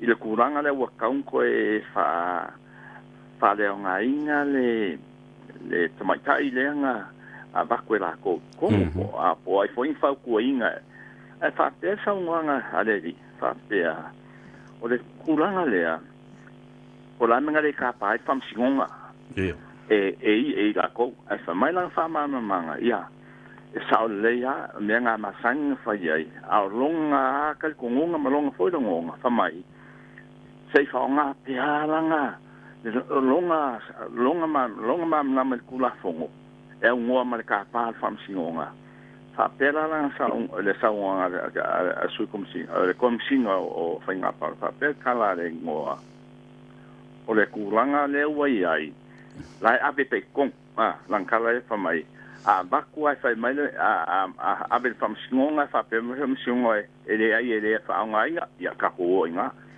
ai a baku foi lai o fam singonga ai fai mai la aru le siku ia fa mai ia o le karianga lo ka kunga ma kongu ka ia fo in ses fa so ke no mai ila makanga e lo ka kunga e lo ka fe ngai de meana le lo ka kunga i me masainga o mai e ka ko wa fa pea se me o confuse fa pea wa on me mo i lenga ia lufu lima o kau le saka fa ka i la fionga ya kwala ai le la wa fio ban kwala a o uma fai o sangue e le on malo fa ka se mal fa kuanga i la konga pe la o ka kunga pe le o kara fenga i le kuna le la ua fio ku kuala le ua lufu longo I ala fo lufu longo wa le sui le ali sabea I el kamai kai le ko fa ku mai ma fa ia inga ma fa inga pa lo ka le lam e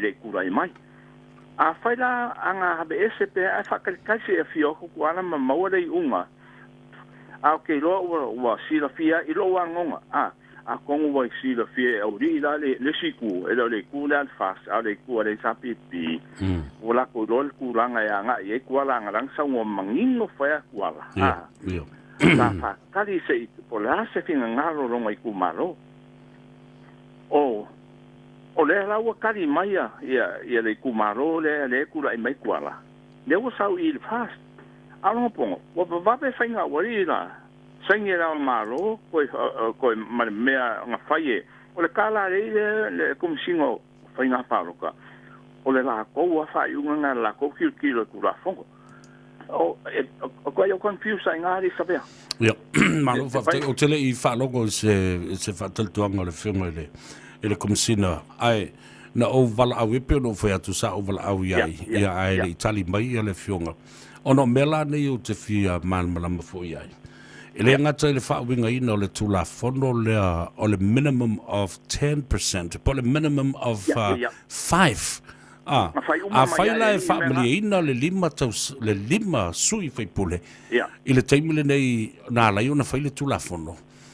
Ai whapea o le na o le iwa tesi ma le 8%. O le fasili la. E saula i tutonu le whaipule a toa lea i le 2%. Le alana o te whatu e whai ngola le si whaipule le la sauri o 2% member of parliament. Ai, o le vaenga le na e tiltilo le ia whaamalia ina le 5. Minimum of 5. E le ila sisi mea toi mana o mea. O le technicality of the law. I le tustusinga le tula fono nei malona alofanga. Lea la ua wa tatou vevesi e nei. O le si mele no whatu e nei le ota vatu lau fionga ma le whaafonga le tutu. Le ale mea ua whaatope lau i whaape le levo le po. Ai le se i moea le mata upu. O nei lola ia lea. E le toi masal salo ai o se mea o fai fo i le stulanga alua ma le pio. O te leo whai atu e whapena le winga le mea o te leo tua i o matustu lima leo te whai atu. Pe e wha masalo tangata. Le wha le toi whafangu o le toi ina tulou mamalu o le fionga i le mamalu le malo. I le toi tope ina o le mea ma wha saini. Ai toi whatu a wha ilu le tai au. Wa o se sila ia. E sao le lea. Ole nganga fo inga le sau kira o ye sa bea. Mo wa famana manga le i le minimum le e ku mai ai le. Wa nga silingia fo na e si fa so nga silingia le ngoa. Fa fea la le suide mai anga ma ngom le lua. Le fiku se lau langa pa loka compare il suide ka va le ko fa ku la mai. Ma le kom se lau pe fa se lau anga pa loka. Ai fa pe langa fa manga. E le o ba ai o ai ke le pa loka. Ai fa mai it depends. Il mele ku la mai ai wa se ai ya faingo mela o ku malo ai kasim la. Le na ton wala o la fau wa le hotel. Le ton wala na le no fatu le si forsanga na vatu nei. Le disproportionate il le fitau i o lola palota lea i tu malo, malesi tu malo, malesi la, e tasi ale nuu, tasi mate ale nuu te tono, lesi tu malo te lea ana lofi numero tasi, na o fale asi sila la le tu malo te lea ne o le anoa ma, o le fala velave, leanga o le pasene le malo mai ei nora i, o le pasene le, o le pasene fua i mea na mau e whanutoe afe, tasi le afe, tasi se lau lua sulua, fitu se lau walu sifolu, o le lola pālota a toa lava o tangata i na pālota, o le pasene la nai mua mai, e sa wai mau lalo na le torsu lima pasene. Pei la le mea la na lau whaatustu sai, ma o le whaauinga ina, ma le whaamtalanga na o le tulafuno na o le whainga pālota. Ia.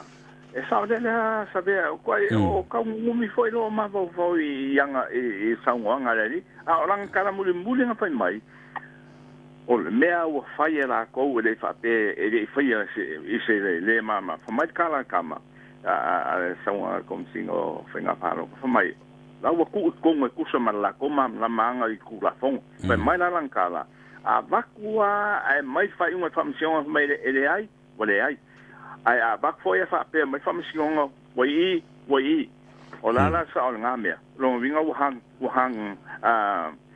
ngei le faiuma o ku sa lo lufulong o mal vesi lufulima le lufulong e ia lo ko kongunga ya mai e mau ale e se kaimile kali mongi a pa mai lengo a kwai mea ngaku fa mai fa e mau mai ngel ka skonga ale wole ale ko fa piang sa ngong ale skonga o la son fu la ka ko fa kali ya o la fa ngai ku sa mal sa ngong ale ida malo fa tai tatu do fo pe ma talia lu pe mau se au lia le va so fo ya ai o le tulang na fa tai le fa so fa la lo fe mo lota ja mangi fa te la ya fa so foi fa e fa so Talo fa malo se fumbria.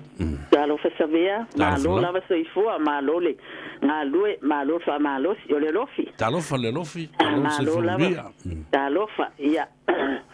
O la fa longo a ku so se fa kalangoa, ka kalunga o mal palo. La fa longo aku. O ke le o fa se ang fai unga po se ala fa longo aku le kala lea. O le unga o lea le ka kaunga le whaanga lea nga whaial me po kaunga le whaunganga. Ka ke o foi le foi nge le au malo, ma le sai nge le ku la po. Le me le ai mala le. Wa uma le kaimi o meia o lawa failang ko fanga, lawa ko fa. Le kaula o ko fai le me le ku o se ia ulia le aso akaya o faila le. E yo le mea nga le o ke whalongolongo ko ia. E au le whaunganga, siri le au le whaunganga. Le mea nga ka o fai, ma le si sa vea wha molmole. O le ngule whaskoka, o le ngule le ia le sui, le fonga whakalai le nga iai. O le fonga whakalai, o anga whakanga whaingalunga, malava. Le anga saingia le nga paloka i le ilonga kali, i le umalo, le anga paloka. Ai lengi kangak whasko. Eleng kang fasko kang kaya kang ka mai o lea wa inge wa mawai le foinge le sikianga le palo kar kamalea ai ka kaula o nga suwe le foinge le lola palo kar kamalea ai pon kang fasko mai eleng kang fasko o yang palo kang kamalea o kang ka mai o kang fainga wenga le ainga yo malo so ilunga palo kalia ele o la uloa nga ye le palo ka le fasko ai len ka fasko ka ka ye fenga ngai ya malo fa ta ya ma le pa le se fa ma ni ma fo le la fenga ngai pumping singia ale ainga le ye pia I fo ngai la no vaya la lo e po fe ye pam le nga fungale o le e fo ngai ye mai le e ia mea ngā lewa amali poki anga ia. O ka ngaka mai o le I. Longa runga, o ka ngaka uma yang paloka I kamalea.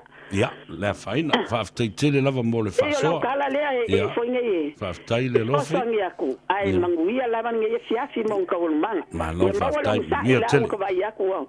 Fia I si vaenga I Samoa. Ia, whaafitai. Fia la ko mbea masalo. Wala ko uloa lava. Ia, whaafitai. Ai kute le li. E au mai le li le mea mongi. Le mongi. Mare kai mongi nga fonga yo malo Samoa. Ia, whaafitai. Le lofi. Ia, whaafitai. Ia, lava le yasu. Ia, whaasui fui. Tai. Ia, mane furi fina ngalo le tina. Ai fo whaalongo ia le alofi la tau ia se li poti mai Samoa. Po nisi fo I la tau te whasotai mai loa mea lae o lo tutupu. Ia, po o paelai le ba ai fo ia le official o le komisina e malana au whainga luenga.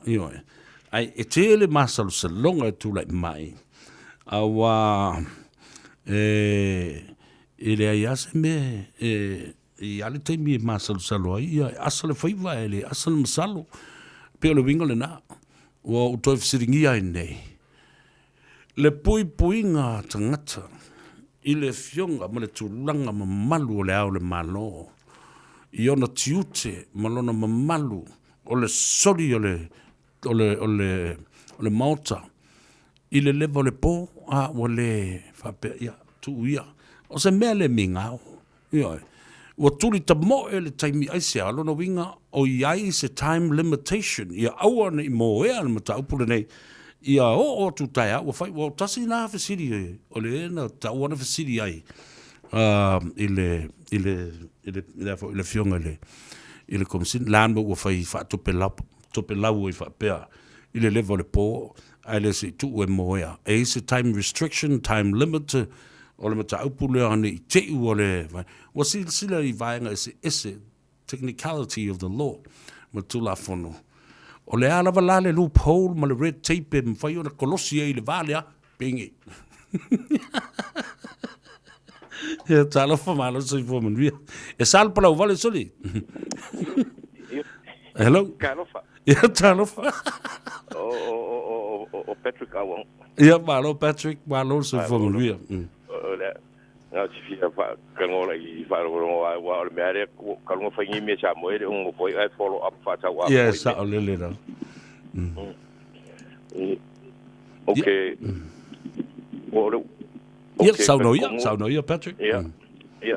Ke Kongo le asa mun ka I fo I me awai nga ang fa ka ko wa pe ko ke so man malu le ko aka kum sir fo I kero ngai makai ma kulang ko ai nga pe ma fa ka ngoi ngale pa ki o ka kulo longa fa le ko wa o ka sai fu ka fia lo fa yo ka nga wa le nga mo I fa fo ai faia me kau kuai Mali la. Ale pe wa no o inga sau me al partide. Te wo ese ia lungan ka kuma ka makare paro. Pe wa uman ko kereo. Me tia ka ko ngai fafu. Ai pangare de ese me fai. Mali. Ia o fu ngai la ka maka ia I ulang ol paro. Pe ke le ar fa de kongu la sa wo. A fai fo sa kongu me kom fu ol paro ka yo me vai ka ule o i paro ka. Fa singi de al malo. Ker kongu o le lavanga I unga pe kusai de vai ka asa o ker kong sa fa ker kri uma ya il paro kare mun mu. E ko ka. Ai onga pe nga fa kala ngolo ele kai o le HRBP ele sui de ma ka ku kala ngonga pe gore kala fengai pe u. Ese me wanga ngale kari lo manga ongo ilo ala ru I fa.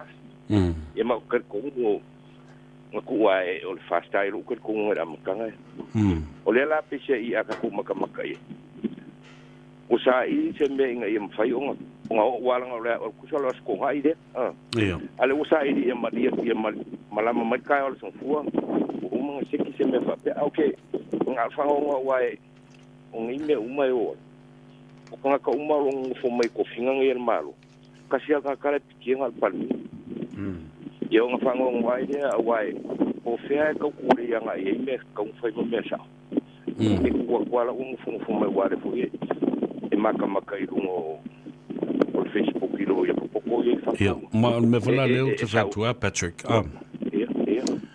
e pe e falling mai sa ese time limit o mata upulea na la yona tuturi o po ma fa sa ni le fionga le malo le malo awa o leo pe e falling mai wala to lo le tali e tuala e alu le fast awa nana mua o tuala le fast tu la mai male ya malo fa to tol malo ole kulanga la kama ka nga umaro mai nga wo mo e ku dai pale kulanga ole me ya onga suelo le wala alfa level aku mai ko kongo o department se o fo le fai palo kai e pinga se aka ka ko kilo yai au ki kar kongo wa va kwa ku ro ngo ku mare ko kai fa me ola uma ele fo ele kai ole HRPP e o lo sui mai kongo sa ka wang mangu pa ia maula ko marwe mai la ko ai nga maula ko e ngi pa ia ave e malo po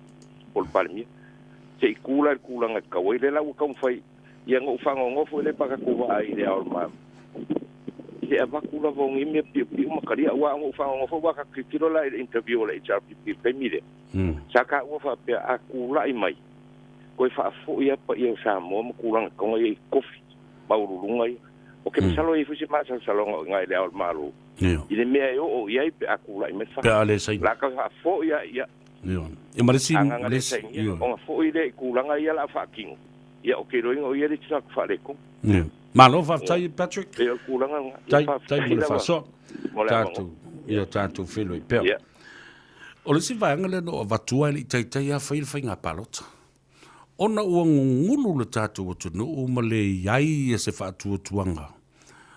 I le kumsina wa perfo I ale o ofisam le uwhaingaruenga. Na watuala utala 5 masina, 2 masina, 3 masina o tutoe o whaingapalota. A whai o le mawhai o na whaatuatuaina. Ai se ana le tango au ai. I se whautuanga mai le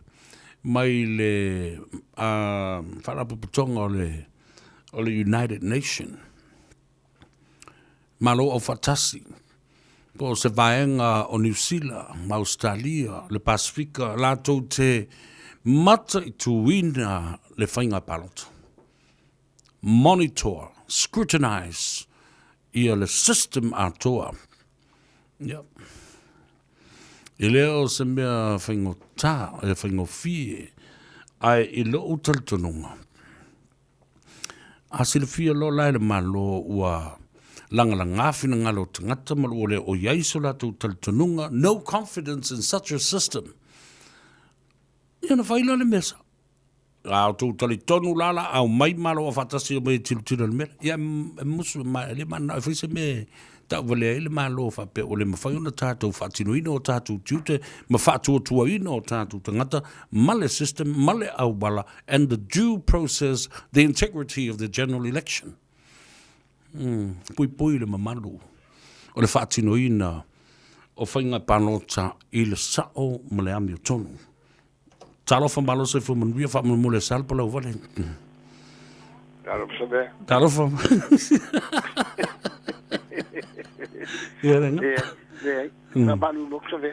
Yeah, malu. Ka ko fa na kari ka ko. Na.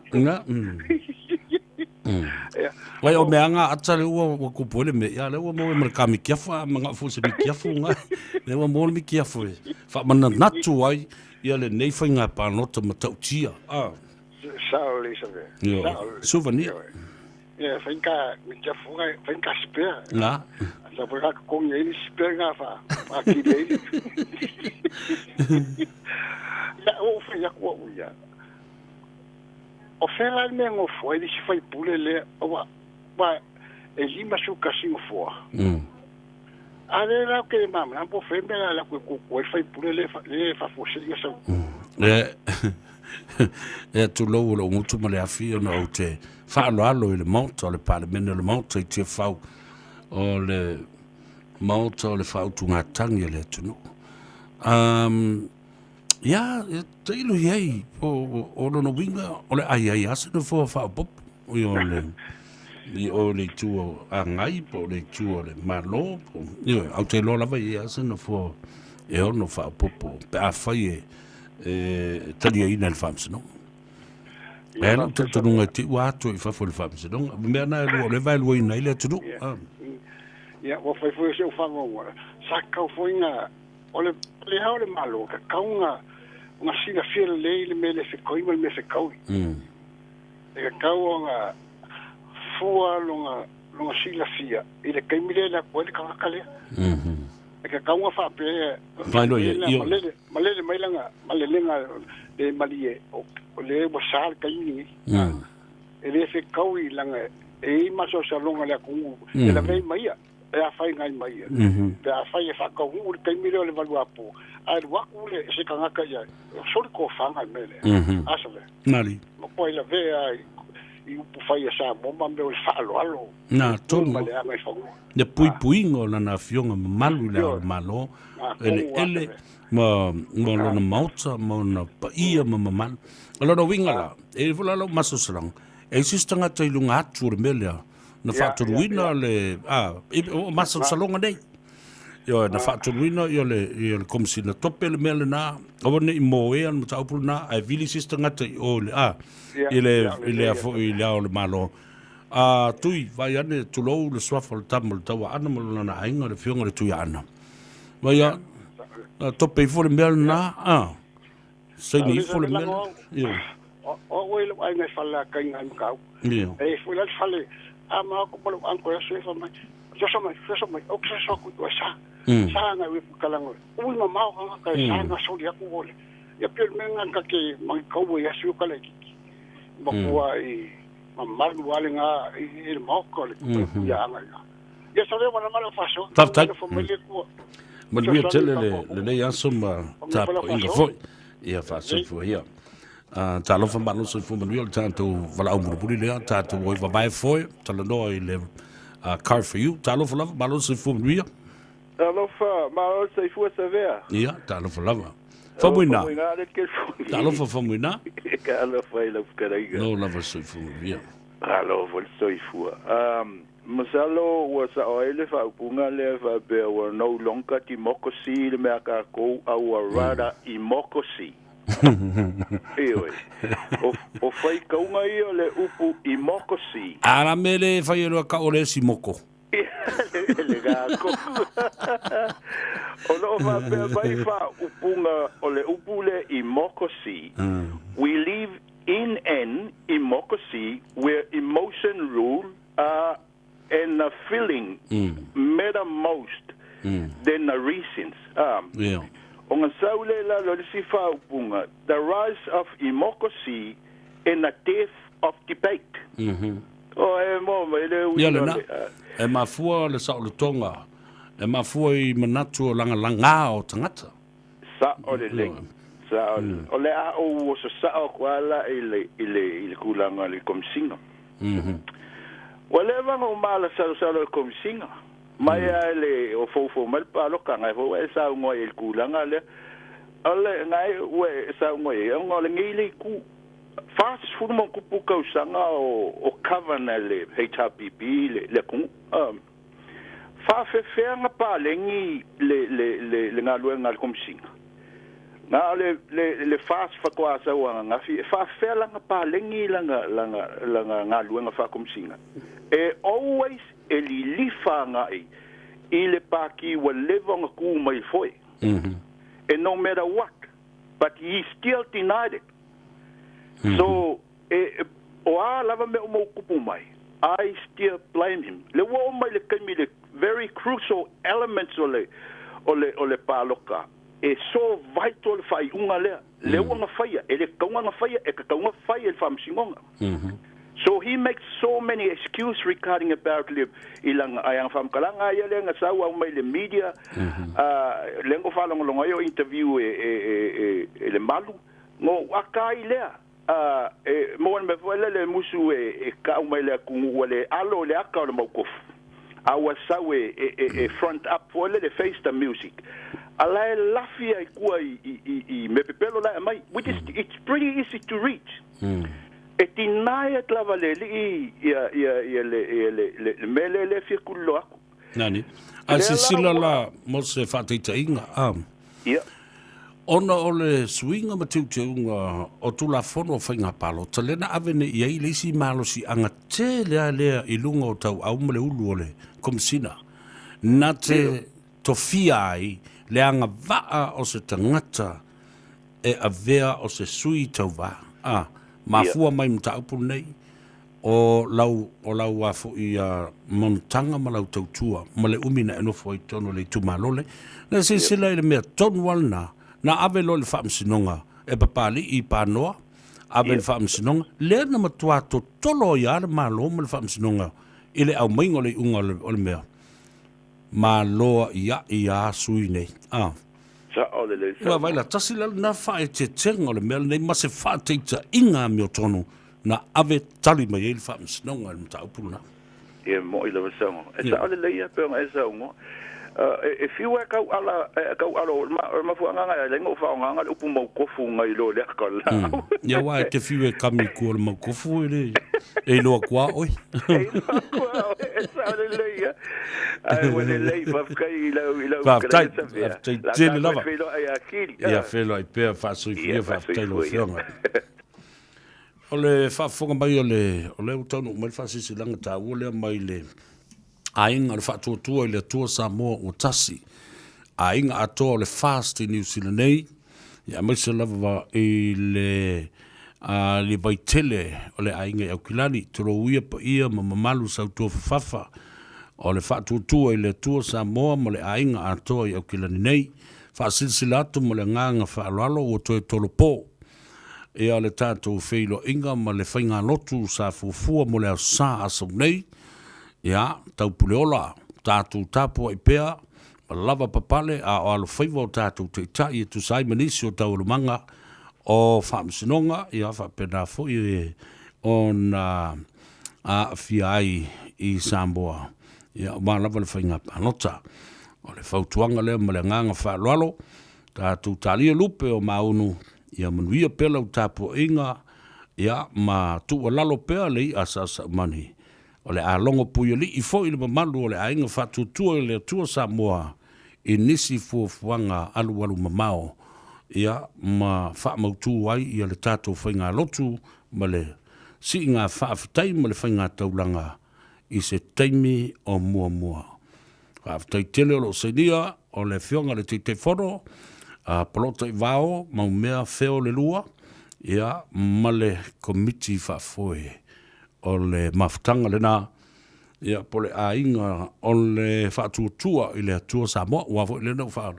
Sa tu e whaile whaamuimoile nai le aso tai au le fitu le fiafi. I le monto petei a petei ane. Ia longa puyori I ele tātou tunu.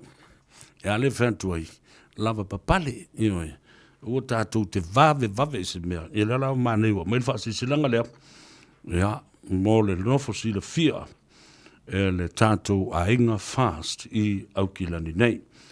O lea ua luas full minute ua te aidei e le tu lai tolu, mai ana i whaafifianga mnei, pesenga i e whaanofa fi mali e fo i le, tāpo inga le tunu i le so, tātou talanoa i le sunga ia mani, mai i le tātou whale ta vale le nā, le car for you i Manurewa. O, ka se mga i ka kou whale fōua. Sa o le lei. Ko ke lele space ka a alo e ka maiki. Ia ma oi. Suingi aku i, suingi mai o. Le malolo ai masi.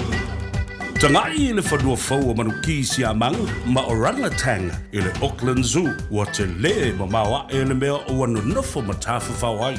Se o mai e ka kou ka whawhau. Auckland Zoo. Wildlife conservation science at work. This Anzac weekend, let's keep playing it safe, together. Scan QR codes with Bluetooth tracing turned on, stay home if you're sick, and get a test. Unite against COVID-19.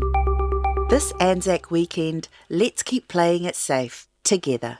Scan QR codes with Bluetooth tracing turned on, stay home if you're sick, and get a test. Unite against COVID-19. Ua whaatumulia loto ale car for you I le tele o so se tuainga taavale e pei o Ford Rangers 4-wheel drive e o I taavale tai fitu no foa. Maua taavale ua iai paula popoa, teen whaamalama, taupa ma le tele o isi vaenga whaapopo. A whaisa e moe mite I se taavale whaapea o le car for you a le tali tu salava pe wha le tonu lo swafa. Wala au loa le car for you I le ovalu se lau lua fitu wha iwa ono valu. Pe a fio ana I le tolu se lau Great South Road I Manurewa. How the COVID-19 vaccine works. The COVID-19 vaccine teaches your own immune system to recognize and fight off the virus. The vaccine can't give you the disease. It does not contain the virus or anything that can affect your DNA. The vaccine is completely gone from your body within days, leaving your immune system stronger and ready for action if COVID-19 comes near you. Find out more at covid19.govt.nz/vaccines.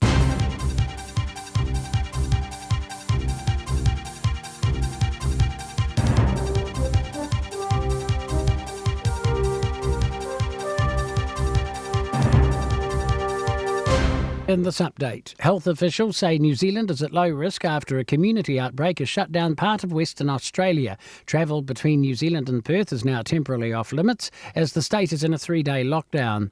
The Ministry of Health says it planned for situations where a lockdown was to happen on either side of the Tasman. About 1,000 passengers who have arrived here on direct flights from Perth on April the 19th, 21st and 23rd are being contacted.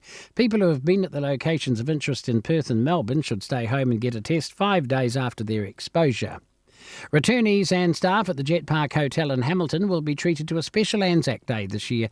Robert, the hotel groundsman who's been playing the trumpet since he was 12 years of age, has been practising the last post to perform tomorrow. Hotel manager David Latu says Robert has been practising for 6 weeks. The hotel kitchen is preparing Belgian hot chocolate and Anzac biscuits for its 33 returnees. Fears this year's Anzac Eve service may be the last for one Auckland church. St David's Church has been in the Auckland suburb of Grafton since Anzac Day 1927, but the Presbyterian Trust has put it up for sale. A charity group wants the church to be preserved and turned into a memorial to World War I soldiers. Friends of St David's Church Chair Paul Baragwanath says Auckland would lose a lot if the church were to go. Auckland would lose out on a place to come together, to connect and to be inspired for the next century and beyond. Concerned seabed mining for minerals could damage our waters. Greenpeace wants the government to introduce legislation to ban the process, which it says is untested and environmentally harmful. While the mining hasn't been done anywhere yet, it has been tested in the Pacific Ocean by a Belgian company. Greenpeace Oceans campaigner Jessica Desmond says many Pacific Island nations are against the practice. They would like to see a halt to deep-sea mining, so Fiji, Vanuatu, now Papua New Guinea, and I think it's really important that the New Zealand government and New Zealand backs up our Pacific neighbours. That's news. In sport, the New Zealand Sail GP team has suffered poor results to open its debut regatta in Bermuda. The Kiwis, who are led by Peter Burling and Blair Tuke, have come 6th, 8th and 8th in the opening 3 races. It means they'll need strong results in the final 2 races on Monday morning to make the title race. Utter disappointment from Brisbane Broncos coach Kevin Walters after his side's 46-6 loss to the Parramatta Eels in the NRL. The lashing was so brutal that Walters didn't want anyone to see and took a jersey to cover up the broadcast cameras inside his dressing room. It was the Broncos' 6th loss of the season. After 7 games in charge, the pressure is mounting on the club legend, who has so far failed to turn the Wooden Spooners around this year. That's sport. I'm Bruce Russell. 24 hours a day, 7 days a week. Radio Samoa streaming live on www.radiosamoa.co.nz.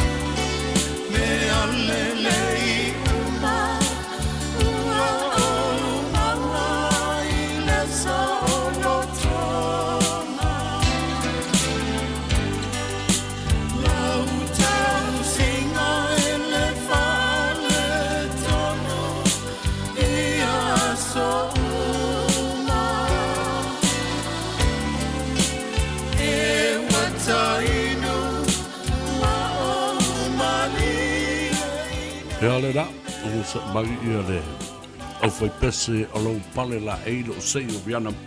Ia, sei wha mai atu tanuanga nei male. Muso ia mani, ia mara tātou. Asi li poti fo i o le nei asa wha talo wha tuai mani malole sei fumaruia wha aftaile. Taimi o wha avanoa mai.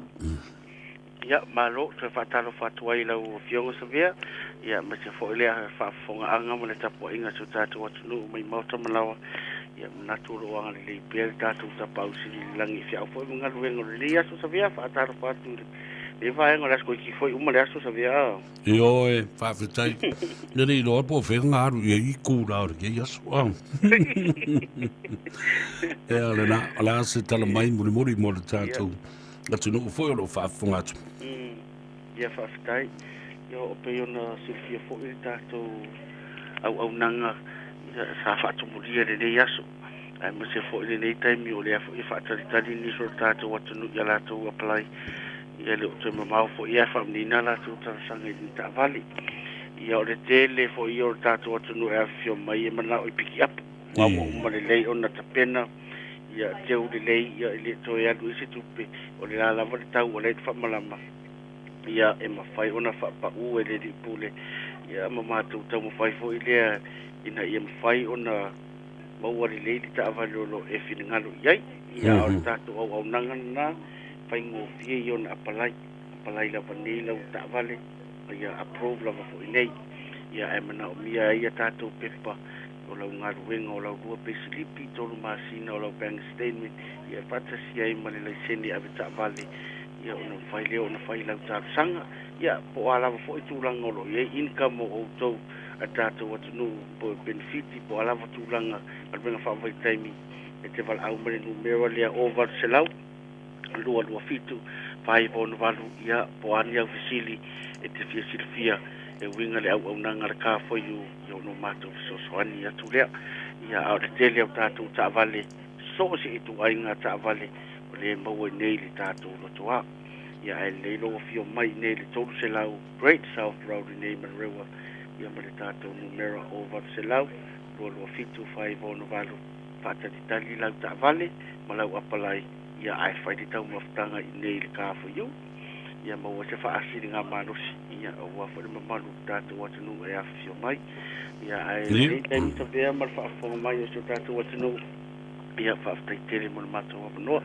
manu te le ina fi au mat o alwenga fo o tutori nei aso ia amisa fo le sapati a mo mua tai au ia maua so fina ngaro se vea ia ma po ile wenga fo ta tuino re atu no ia me se fo loko finga le loko ia ai fa sta tele mo mato no ia so fi esa vea ma non fa tai fa so fo ia ma ria la fo ma no longa ia ma sa pati la so tao fa tai mo tanto li poti ia na ole fa unga le na ma le tal no nga fo ma le car for you le fo yaso ia ma le fo iva yaso te maua le nātou tuatusi o le lua iwa balu se o le tolu sa lau Great South Road i Manurewa.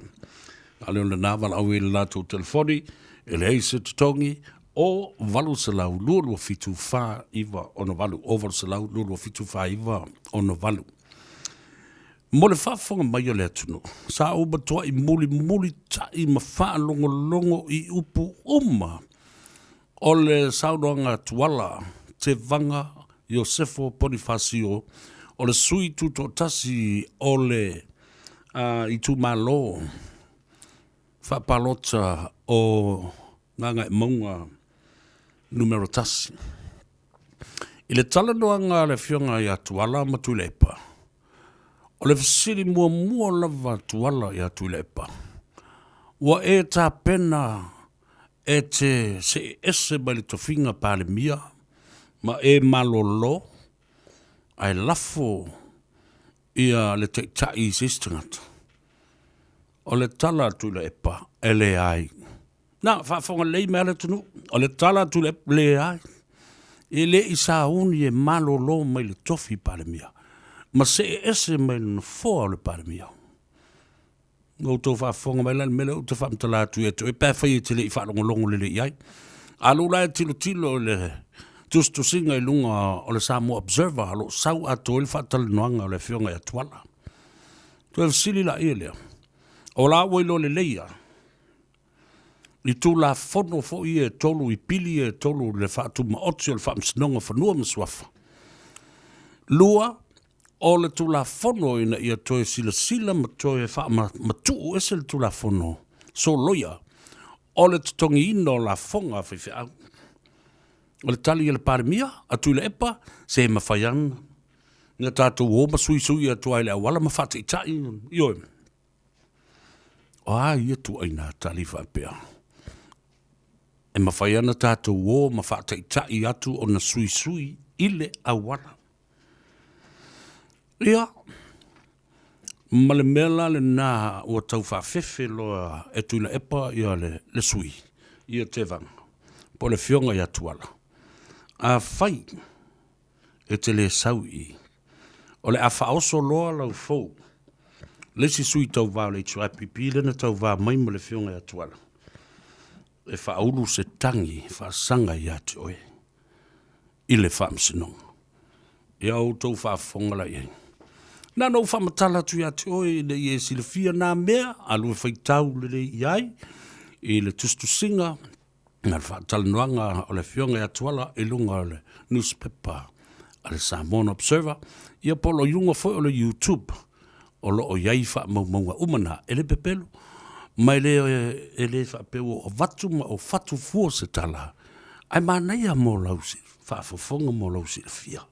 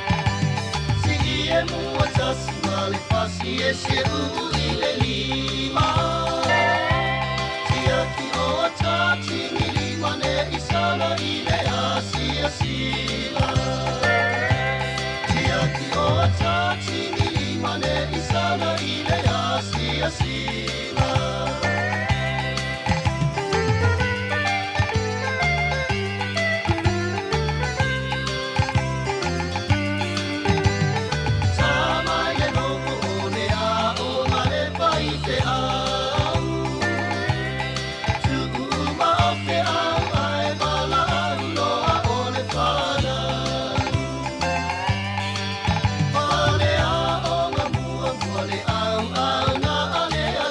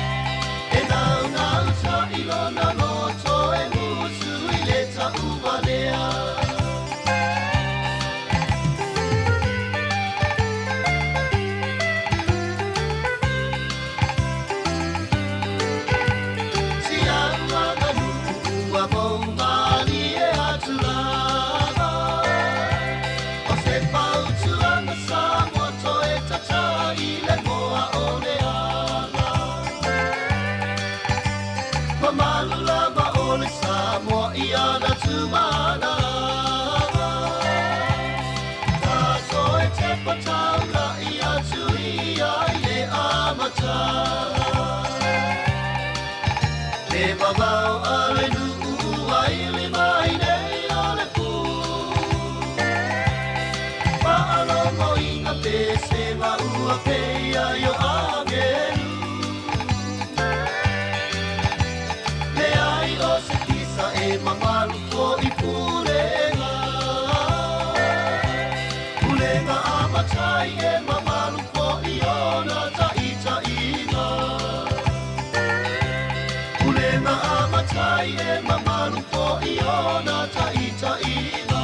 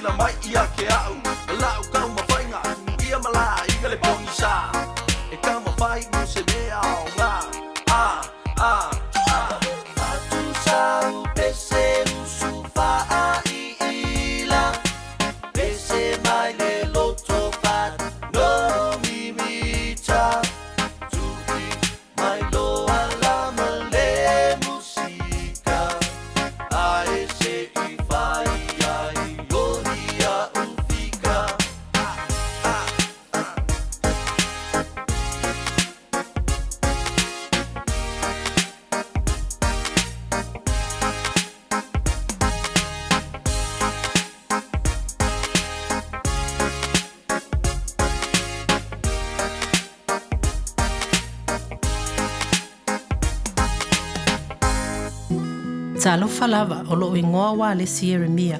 O la unga luenga e patino mo sosoane I tangata o iei whaafita au le tau taalonga whaitupe, whaapea fianga ma maftianga o no leinu awa mafuala au whaasaina. A whai e te mo mia se tangata whaatuatuaina e te fiatalanoa iai, mo le fisosoane e whaasa o loto oe mai e whaafita auli. Au e te popole o te mawhai o na fisosoane atu ia te oe. O la o tautua e whai fua le eisi tutongi e tala noa pui puia whaalilo lilo pe confidential. E mawhai o na asiasi atu ilo maota, pe asiasi mai fo il matou ofisa, le South Seas Healthcare, Ola Monu Ear Services, ile Otara Shopping Mall. Whaafso ta e lau telefoni, o iwa, lua valutasi, ono lima, ono tolu, po ole o lua tasi, iwa, lima o lua.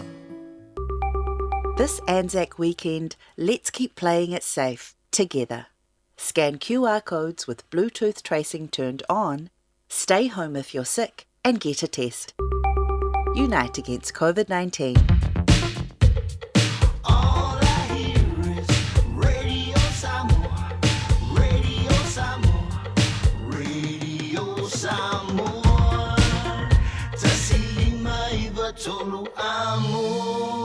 Radio Samoa, kasilima ivokuru amo.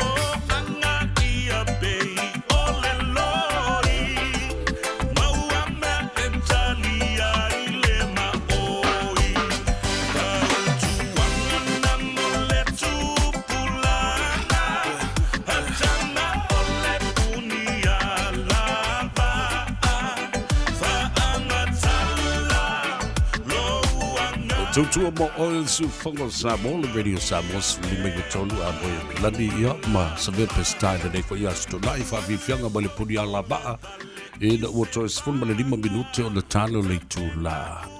Wha, a malulu atu le nei aso le a wha, mai a whafose i a tātou wha se silango no le iai a tutungia, mo le wha moe o le kalesia, a le St. Luke's po o le Sangato Luka, e le fiafia na nei mo le lātou corporate dinner i Botany. Whaafiafi nei o le Oski Band e le usiva le Drums of the Pacific. Maisi foi whaafiafianga pena e le sunga tui eri tau le pini male to mai tai o mele nau lino. Whaatai e tuai ia mamoli atu le whaatai me le fionga ia Patele Craig Dunford. O le tamapula lutanga ruenga sangato luka male komiti o tampenanga o St. Luke's Island Night Corporate Dinner lua sefulu tasi. Whaatai e tufoi i le totele o Nisio Company o latu langlonguina. Major sponsors Galaxy Childcare, Gateau House, o le Chateau House, ia po le Pacific Easy Money Transfer, ia whapea fo'i ia isi o company ua lango mai le whaletua ia whangasi lata ma le Tali Manao Restaurant and Catering. O le Radio Samoa, le mata Vanu Electrical, Goodman Freight, Sleepwell New Zealand, Maketi Samoa, Pacific 40, ia ma le Fit Family New Zealand, Martin Hotels Foundation Trust, Ben's Piano and Furniture Carriers, Evapa Paint and Panel, ia whapea fo'i ia le Best Painting Services, Evelina's Polynesian Food, Nalumoana, Blue Wave Limited, and Karas. Ia wapena fo'i ma le aunanga ma le tautua, Moana Rental i Samoa. Ia, whafta iatu I company, la tu langlanguina, whame moe le fiafena nei. Ia, ai alofa mai le atua. Ia, vai lo tusa so tātou muruia, anga le fo'i le tamai langi. I le whaututanga po ia I la so tau. Ia wā, ia, whawhengainga ma, whatawhaita ulanga fie la ngaina, o le upu fola le atua. Ruia tele po ia inga ma te paau, whapea fo'i le whawhale upalunga, Ese o fale tua ma tausi I tupai tina ma tu maitai. Mangalo fo se leo le waula nei, tātou wheilua I le whawhiwhianga le nā. I le poa na nei, o le St. Luke's Corporate Dinner, luas fulu le tasi. Wale te minei. Ia, whawhiwhanga pea. I le tāua o musika, whanofo file muai oe. Malo le toa. Tu sai ma le whinga paloto, le pele tātou te talo. Tapu ai pea. Le whaingo whi. Awa o le mea moni. Sila nei le talanoanga le nā o whaia nei.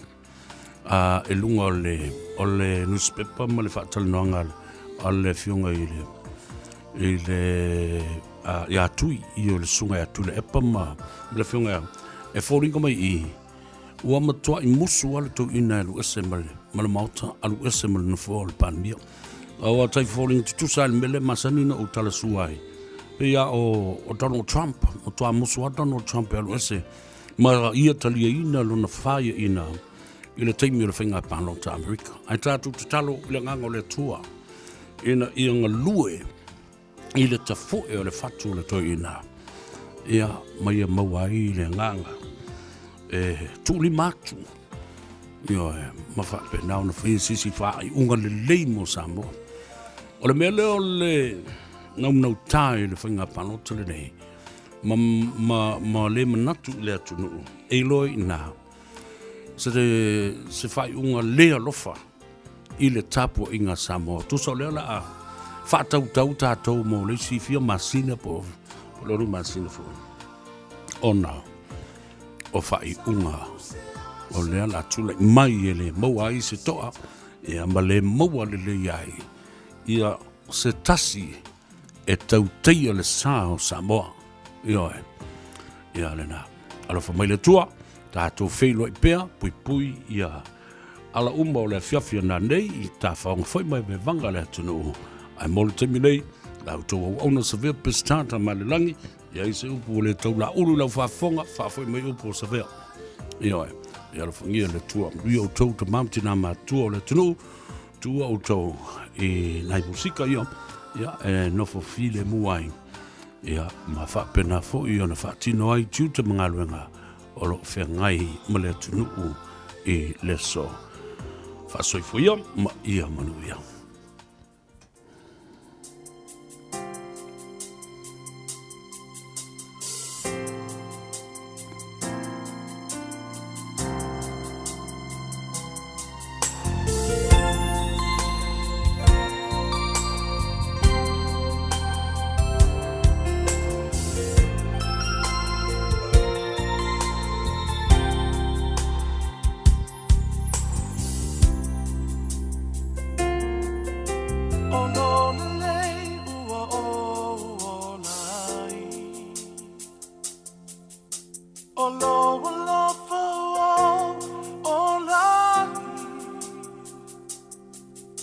Tutune maviviatu mamoni mau ilo mamalu awa epahia oe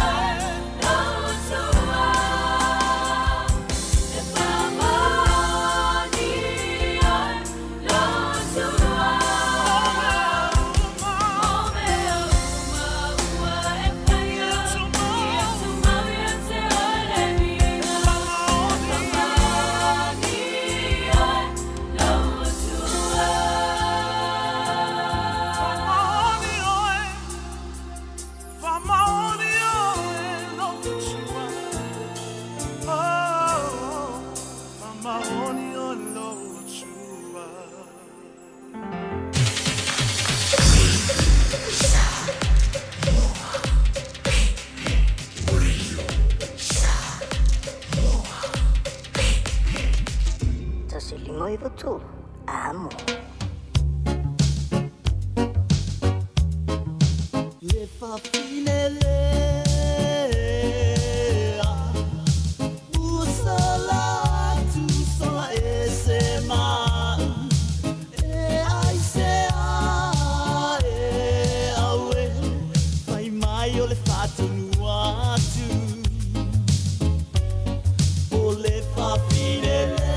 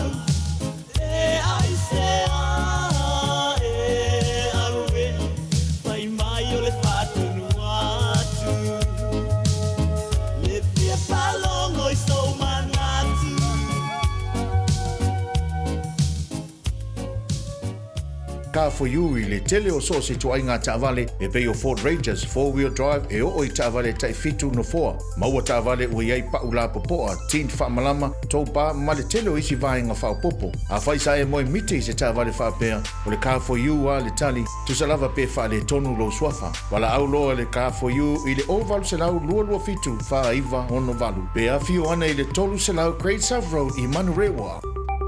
This Anzac weekend, let's keep playing it safe, together.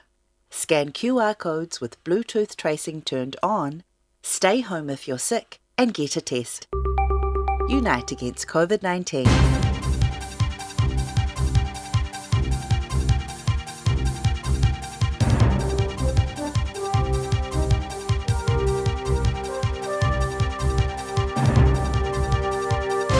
In this update, residents of metropolitan Perth and the Peel region awoke to a raft of new COVID-19 restrictions as a 3-day lockdown began. The snap lockdown, scheduled to end at midnight Monday, was sparked by 2 people spending several days in the community while infectious. They include a 54-year-old man who stayed in the Mercure Hotel, the source of the outbreak, and completed quarantine on April 17 after arriving from China. He spent his first night out of quarantine at the home of a friend, a mother of 2, who has also tested positive. Her children have returned negative tests. The man visited locations throughout the city, including the popular tourist spot Kings Park, before leaving Perth on April 21st. An Air New Zealand flight from Perth to Auckland is operating this afternoon, but only with air crew. None of the crew on board the service has been in locations of interest in Perth and are not required to isolate on arrival here. A flight from Auckland to Perth tomorrow will operate as normal with both passengers and cargo. The return flight will be a cargo-only service. Flights scheduled for Monday have been delayed to Tuesday if restrictions in Perth are eased. A dispute between Wellington bus drivers and their employer NZ Bus has been resolved. The Tramways Union filed proceedings in the Employment Court seeking an urgent injunction against NZ Bus's indefinite lockout notice. The hearing took place today with the court ruling in favour of the union that the lockout was unlawful. Council of Trade Union President Richard Wagstaff says it's a win for the workforce. The lockout is over and those drivers will be able to go back to work and have their wages repaid. So we're very pleased about this, and it's a tremendous relief, not just for the drivers but I think for the people of Wellington. Auckland's Eden Park is buzzing ahead of the sold-out 660 concert. 50,000 fans will pack out the park alongside an estimated 3,500 employees. The gates open now with opening acts including Sir Dave Dobbin and Drax Project with 660 on at 8:30. Eden Park Chief Executive Nick Sauntner says local businesses are already benefiting. The businesses nearby, Kingsland and Mount Eden, are buzzing, and already they're seeing influx of patrons getting ready for tonight's show. That's news. In sport, the Southern Steel will be pulling out their old netball tricks when they come up against the Northern Mystics today. The Southerners claimed their first win of the ANZ Premiership season with an 18-goal victory over the Mainland Tactics. The Steel will be looking to shut down Mystics' tall timber Grace Wecke under the post in round 2. Steel coach Rienga Bloxham says they know what it's like having a tall holding shooter from when Janelle Fowler was in their team. Centre pass at Auckland's Event Finder Stadium, 5:15. Canoe Racing New Zealand boss Tom Ashley is still finding it hard to believe they're sending male paddlers to the Olympics. Max Brown and Curtis Imrie will compete in the K2 1000, the first New Zealanders in the canoe sprint class since Daryl Fitzgerald and Stephen Ferguson placed 7th at the 2012 London Games. Tom Ashley says the depth they now have in men's canoe was hard to fathom just a few years ago. That's sport. I'm Bruce Russell. Talofa Samoa, waule nei o kasfutialu, awal suia lingila waule kio. Eva mai ina se furu lima iva kolu, Amo, Radio Samoa, Vevela a.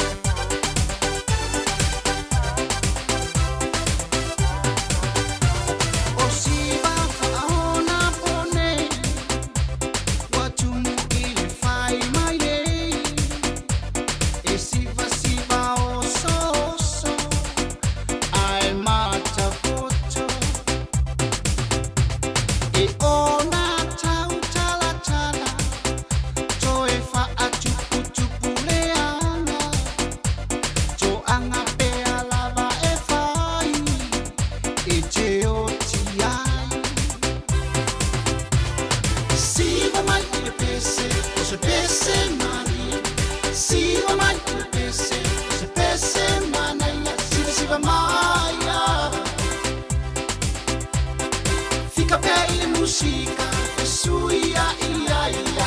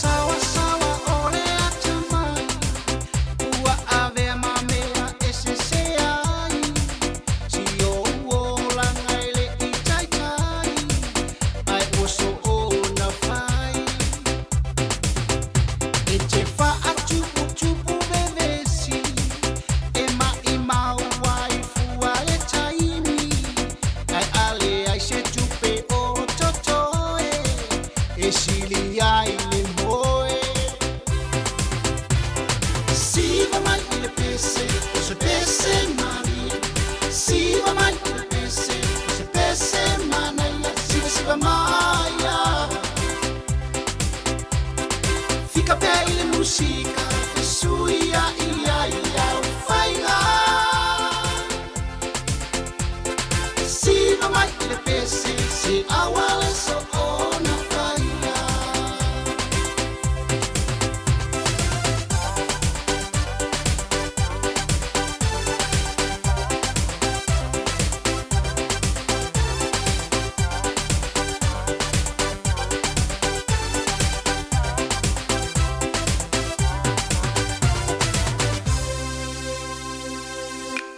Sa o moe I le po mawhai la umiti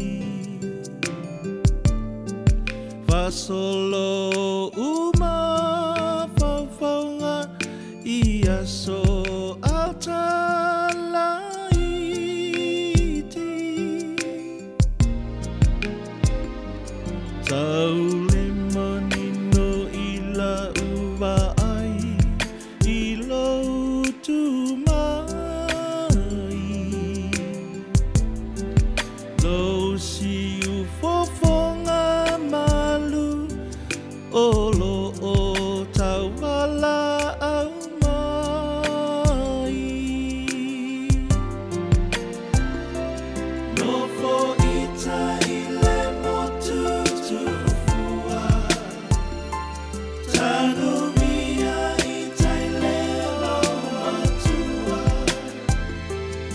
Oia welo o fatu ape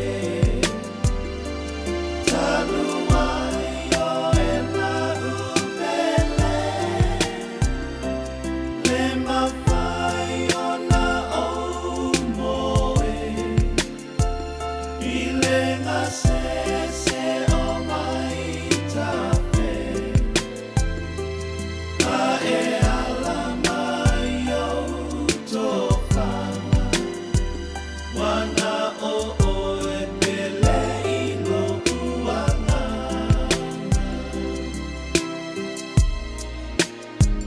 Ele whaangaloina o taimi o e vanga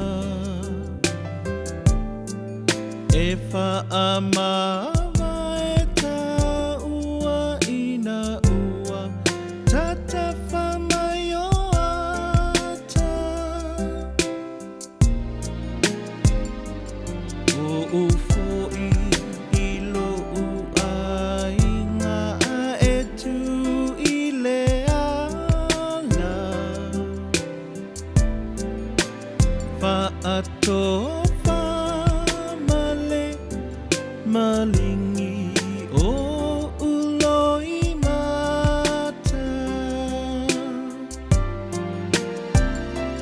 No fo ita I le motu tu fua Tanu mia I tai leo matua Oia welo o fatu ape Tanu ai o e na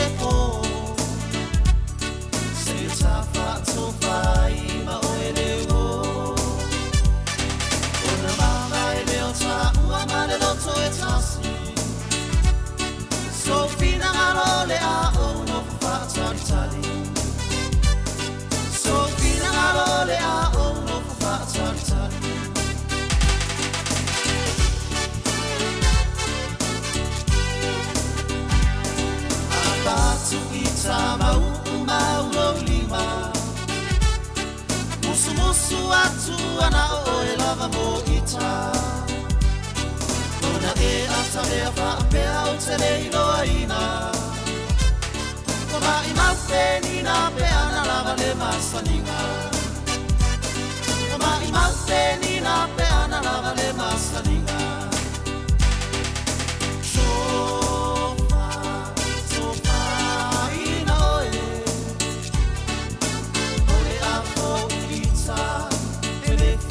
Aloina oe Avea pea whātunga rua te momoe Pea na toi tasi moi se po pe ua e ni oe O ani o ngalo whaole a ave umama oe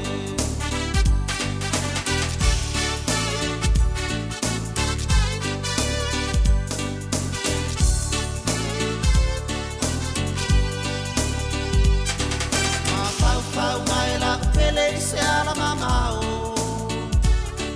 O te toi foi mai se aso tata whawhao Pe a tu mau pe ale mana o ia o ele wo No whanau nau ngā pe ana toi tase ko No whanau nau ngā pe ana toi tase ko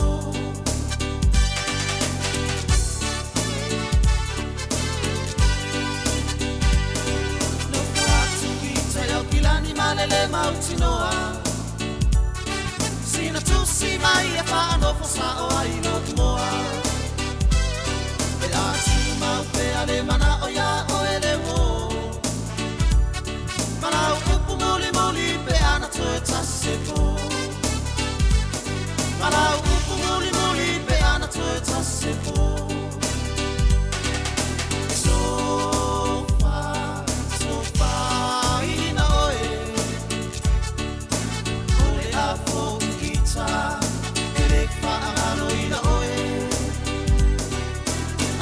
Pea whātunga rua te momoe Pea na toi tasi moi se po pe ua e i oe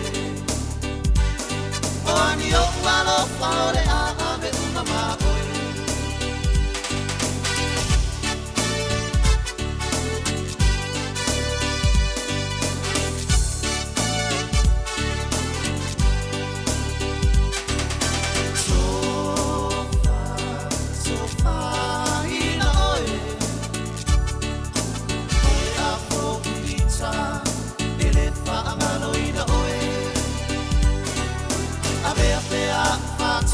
Te momoe Pe ana toi tasi foi se po pe ua e ni oe O ani o ualo whaore a ave umama oe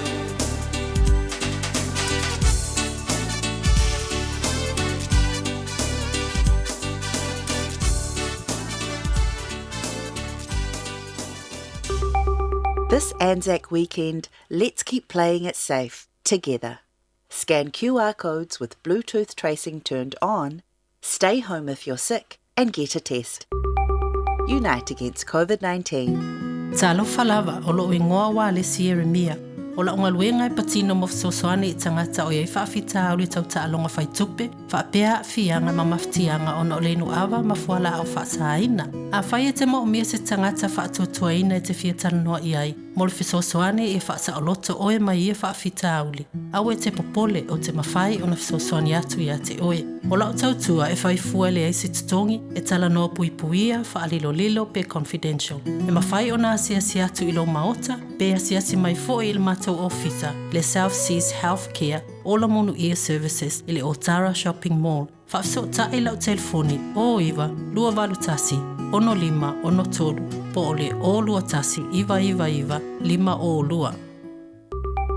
This Anzac weekend, let's keep playing it safe, together.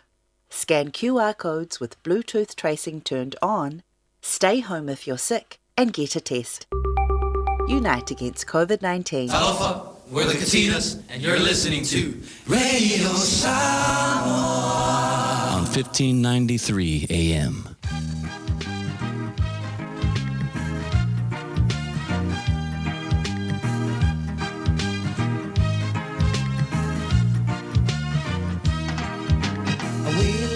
Fa po o fea o iai Se fiu fo I e tamawhai Alu ande I oile ai Wana o manu fe ai Tele me halo fo I le manaba Ai le mawhai le tau tala Sili ai le ona sa ine Le whaapa tele le Ua o popole I sei e maua mai I le ofe Awele tufa Ina sawi e wha mole mole Awele tufa Ina sawi e wha mole mole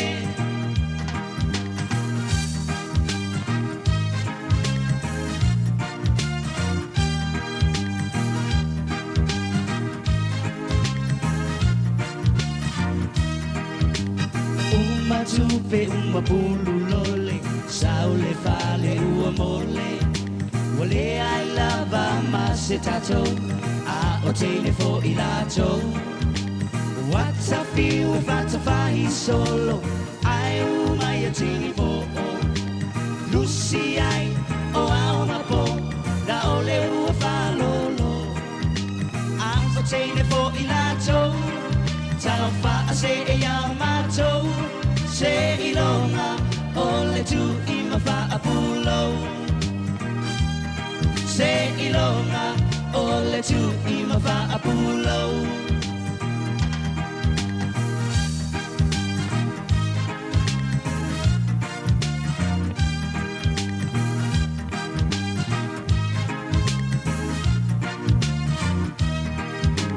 Uma tupe uma pulu lole Saule fale ua mole Wale ai lava mase tato A o tene fo I lato Wata fiu e fata fahi solo Ai umai a tini fo Lucy ai o au mapo Na ole ua falolo Me asau nei le tufa Ua lata lata mai le unga Ole nei O te whaatali mo o e sunga Ole nei O te whaatali mo o e sunga Ole nei O te whaatali mo o e sunga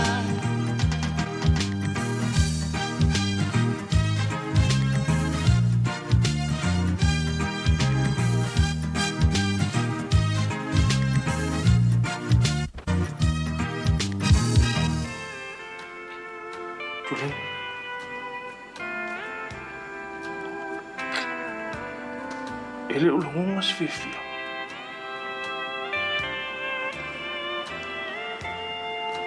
Pese I o le manga o le lo mafafa.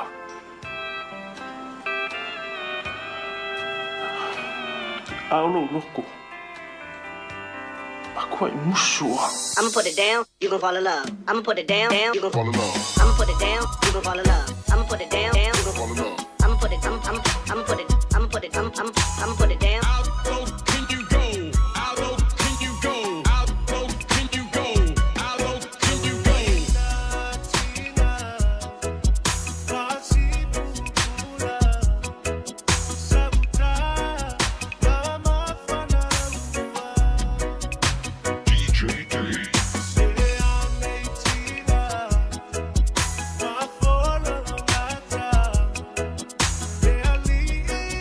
Fama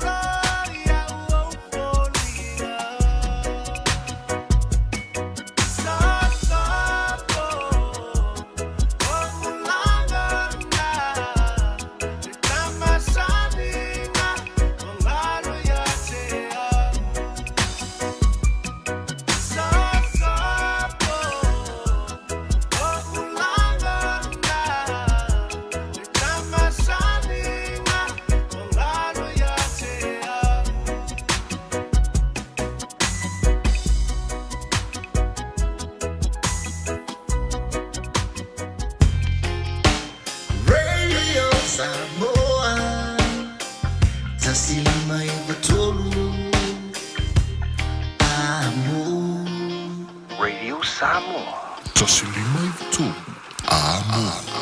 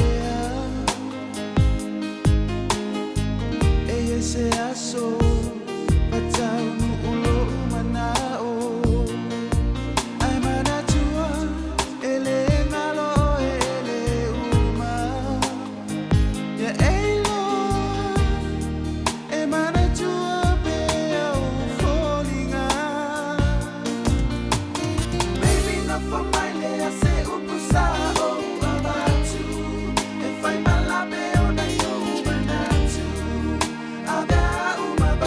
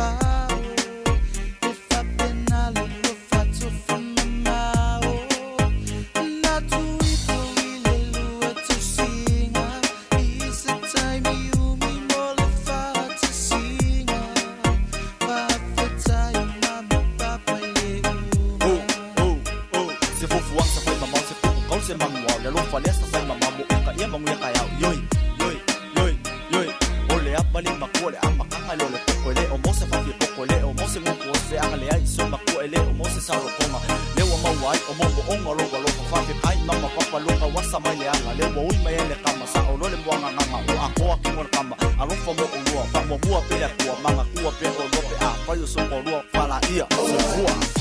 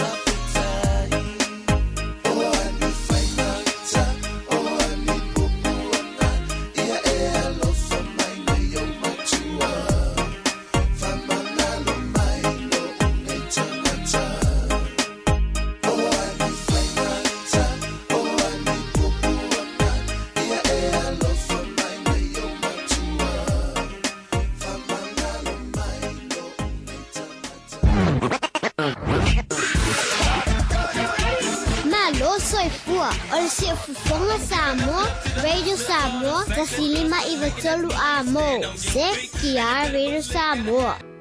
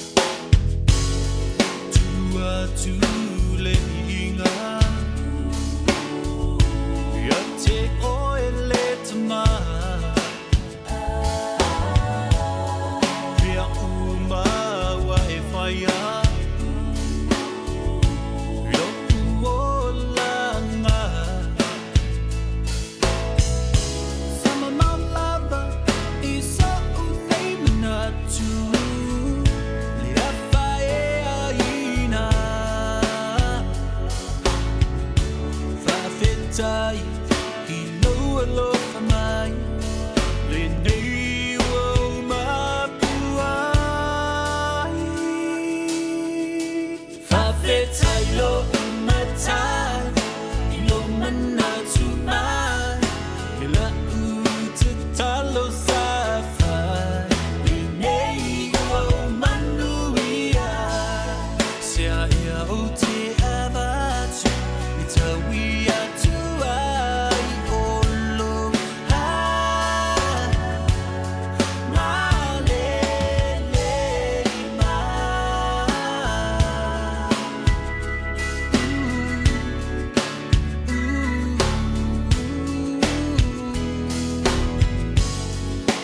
te leu tau sanga sau fatalia sana no fo matalo se ia tiro mai ka ole nei we California li lo mato mana onga bi ia oi le tua mea uma ua e whaia fa fe tai lo umatai i lo mana sumai mila u te talo safai i nei ua o manuia sea ia o te avatu i ta wia tu ai olo ha ma le ma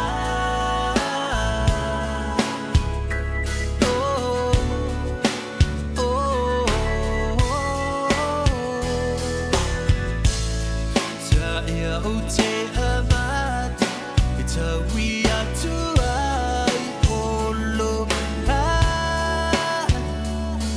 ma le ma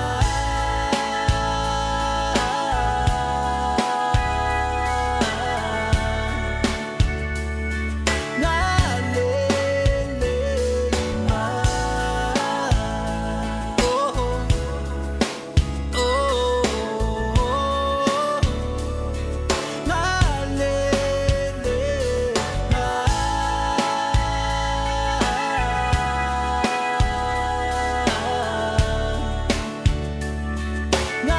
le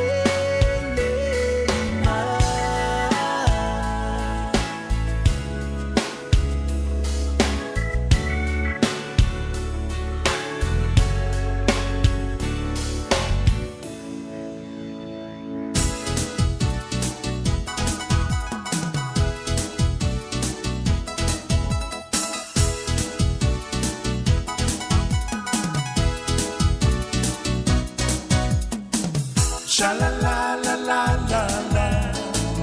Sha la la la la. Sha la la la la la la la la la la. Sha la la la la la la. Sha la la la la. Sha la la la la la la la la. Ole apa ami ole le. O ai se o mawaina. E sili sili lo na tau na lo penina. O na folinga ata ata. O lo na lima ma fola i tangata. O inga na te tema o na fuai lava. Ele ti o ale tu si pa ia. Patu sa o ile e kalesia. Ai e su perito na filifilia. Tina oi ole fa tua. Bolo kala pena mai le tua. Se ono sa isoia e te fia mua mua. Sha la la la la la la. Sha la la la la. Sha la la la la la la la la.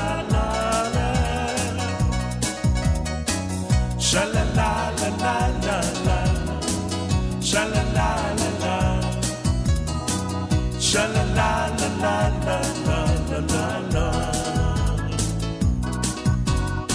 Ole ava ani ole le, o ai se o mawaina, la te iloa la natane le sao whaina. Ele mui mui pe ai hawa ua fio ai Yesu na ole loto maunalo ole ana malu ele mativa i oloa e ta ulele ya nona i moa ele faa u pe mata faa noa e faa tau ma alelelele aule fa fine mata u ilele e ofui ele mama sili sili sha la la la la la la sha la la la la sha la la la la la la la la la sha la la la la la la sha la la la la sha la la la la la la la la sha la la la la la la sha la la la la sha la la la la la la la la sha la la la la. This Anzac weekend, let's keep playing it safe, together. Scan QR codes with Bluetooth tracing turned on, stay home if you're sick, and get a test. Unite against COVID-19. Ua whaatumulia loto a le Car4U I le tele o so se tuainga Taavale e peo Ford Rangers 4-wheel drive e o I Taavale tai fitu no 4. Maua Taavale ua iai paula popoa, teen whaamalama, taupa ma le tele o isi vaenga whaupopo. A whaisa e moe miti se Taavale whaapea o le Car4U a le tali, tusalava pe wha le tonu lo swafa. Wala au loa le Car4U I le ovalu se lau lua fitu wha iwa ono valu. Pe a fio ana I le tolu se lau Great South Road I Manurewa. This Anzac weekend, let's keep playing it safe, together. Scan QR codes with Bluetooth tracing turned on, stay home if you're sick, and get a test. Unite against COVID-19. Hey, hey!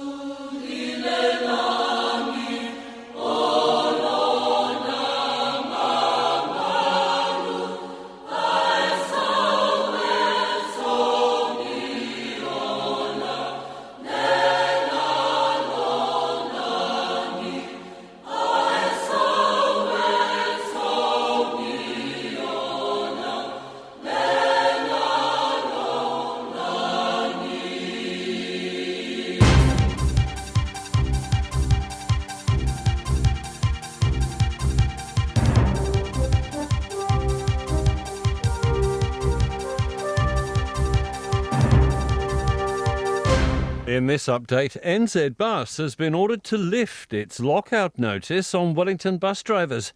The company took the step after saying a proposed strike and the threat of further industrial action left it with no other choice. Now, the Employment Court has ruled in favour of the Tramways Union and says the lockout was unlawful.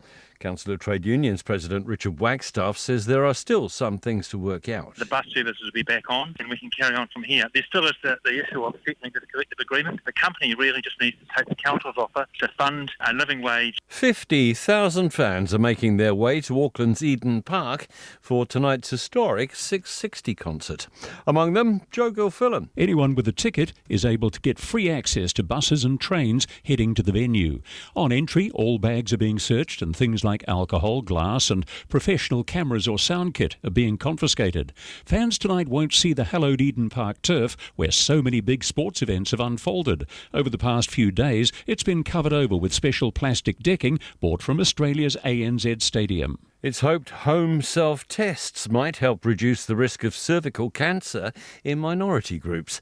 A study by Massey University has found Asian, Pacific and Māori women are more likely to get a swab when they can do it themselves at home.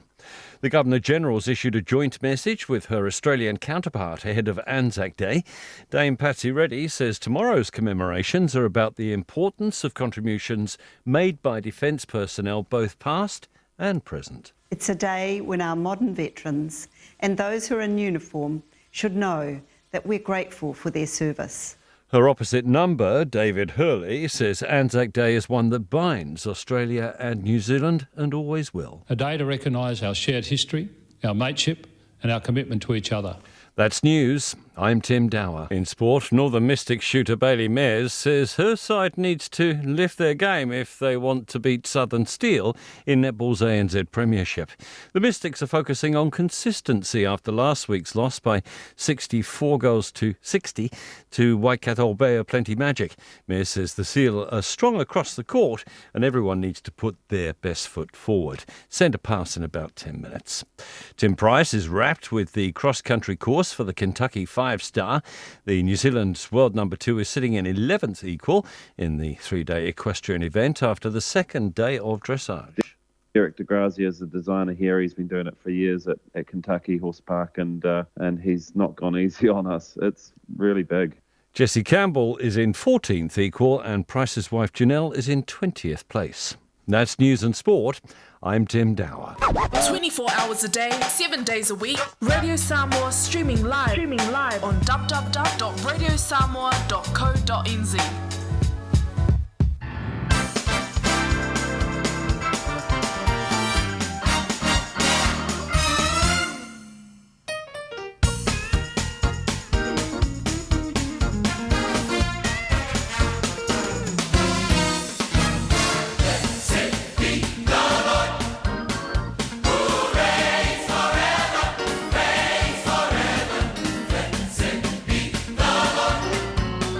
Hooray!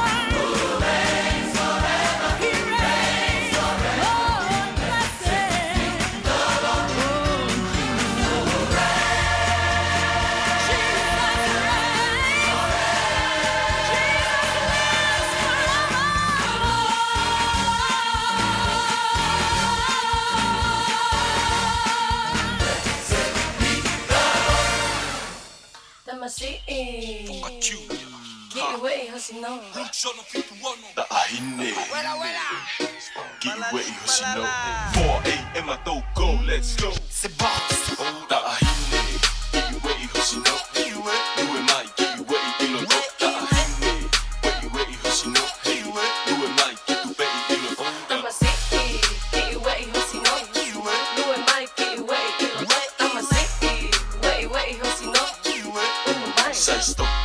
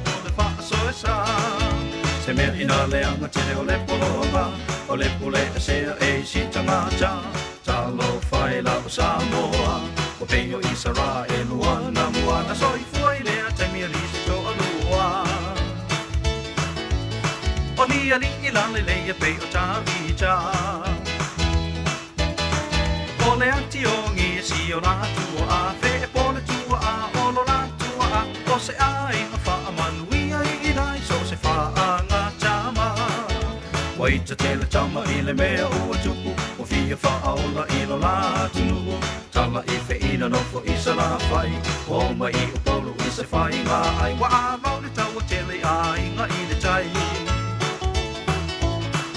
o le manu sa mona mua mua maua ai wa ala langa tu tama I tangata nai ai a wale mai mo tutu ai mata no fo mai mani e mata iwa ai I lau mai oi mai wala la tau pese o su mai maka maka me ta Samoa ta iasese maka maka me ta tonga ta I e pena o fatala I fe I le ta alonga lea lua se lau Samoa tonga lea I se mea uangi tonga I o la tonga a I le mea ua ingoa nei o le tula tala tala I fe I wa alanga I le fia o la fai ai marana tau tonga o mali e toa ua malo tau le a o walu o te le toi sau a o te toi sau le o niu le folau ai o te le toi sau I so fia tau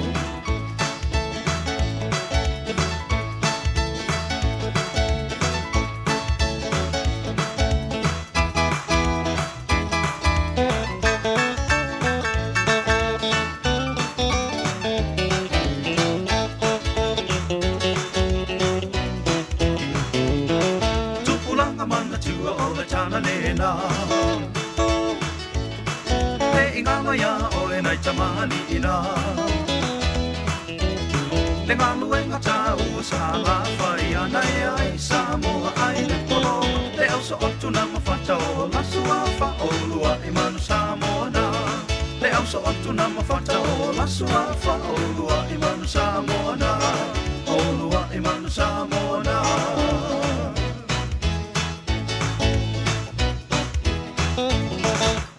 Sole Mary Longalwing. Anglia le radio Samoa ile isi le mea. Radio Samoa. Taslima Ivatolu. Ama.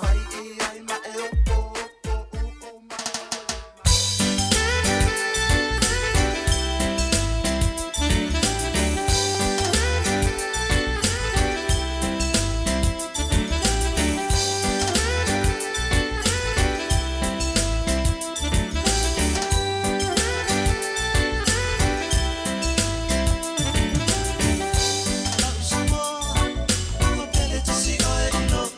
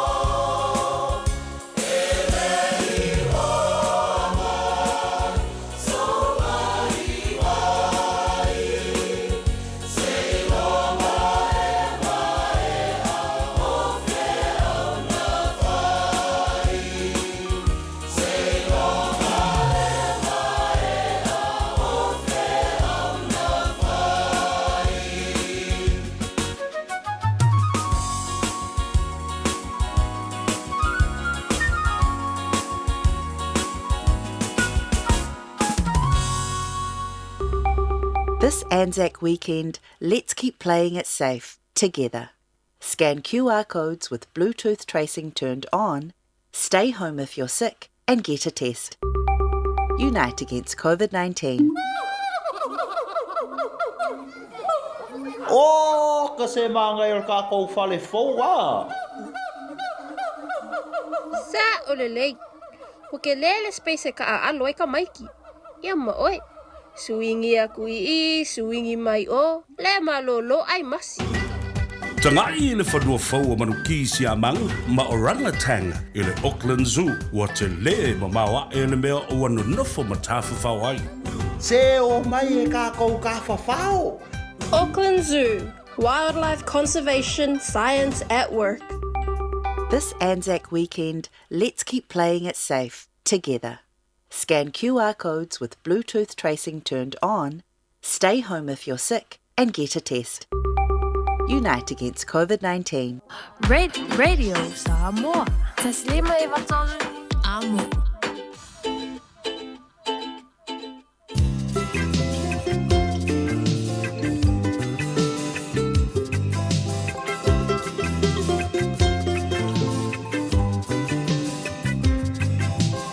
Well, I remember a long time ago in the island of Manono, I gave one diamond mama to a lady named Moana. Her hair black and curly, hanging down below her belly. She's astoundingly beautiful. She says I'm the perfect lady. Moana, Moana, the children are crying. Moana, don't you younger to me. I don't give a damn, you see. Don't give a damn, you see.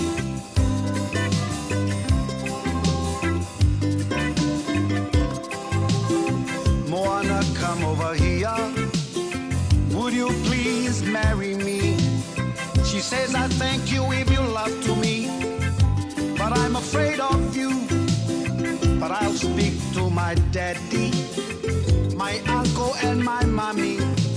Oh sister, oh brothers, yeah malmako ay nga ako umalama. Moana, the children are crying. Moana, don't you ay younger to me. I don't give a damn, you see.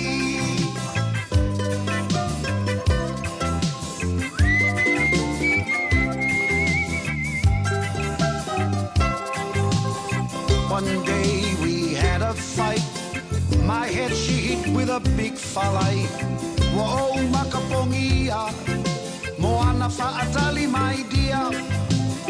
I woke up, she was crying. Felt sorry for what she'd done. I never understood this woman. She's crazy, all right. Moana, Moana, the children are crying. Moana, don't you younger to me. I don't give a damn, you see.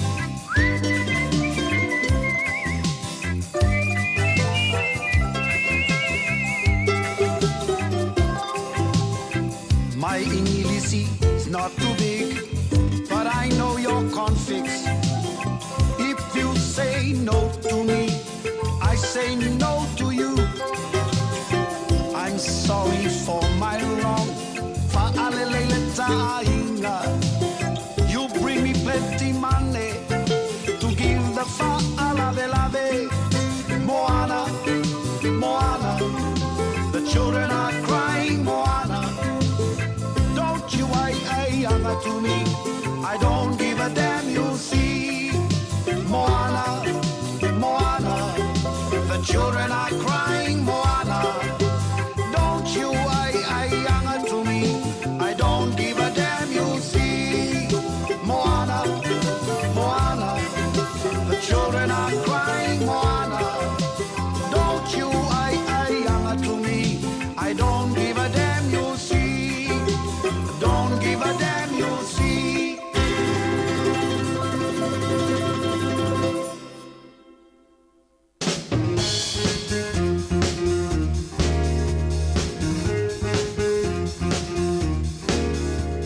Sese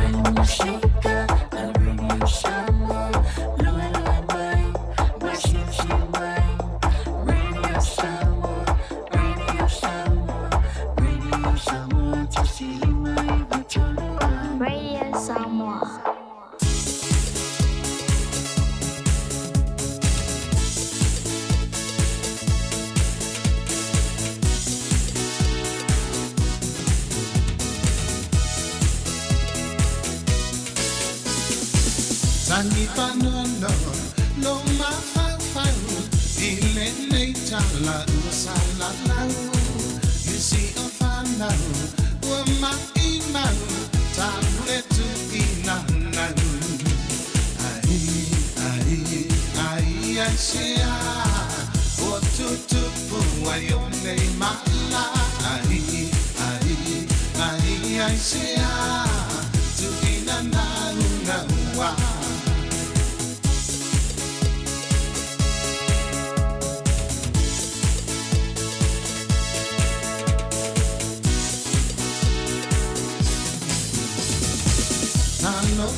Easy, alu toto, tangi, mafisa oloto, akwalekea, ili tulafono, kikinga tanguilano, ole toko. Ai, say what to ayone mala. Ai, say to inanau.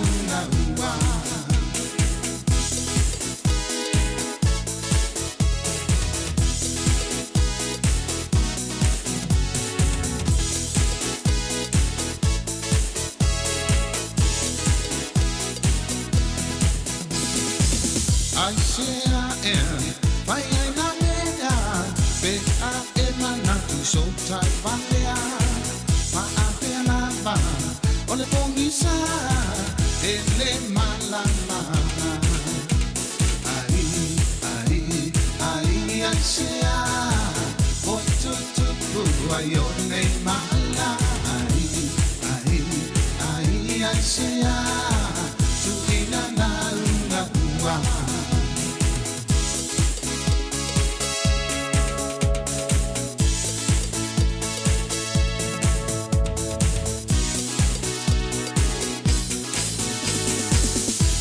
Le lava, le mapoto, allo esse, marileti, apollo, allo esse, male pongisa, ne fulano manaba. Ai, say what to ayone mala. Ai, say to inanau. I say what to ayone mala. I say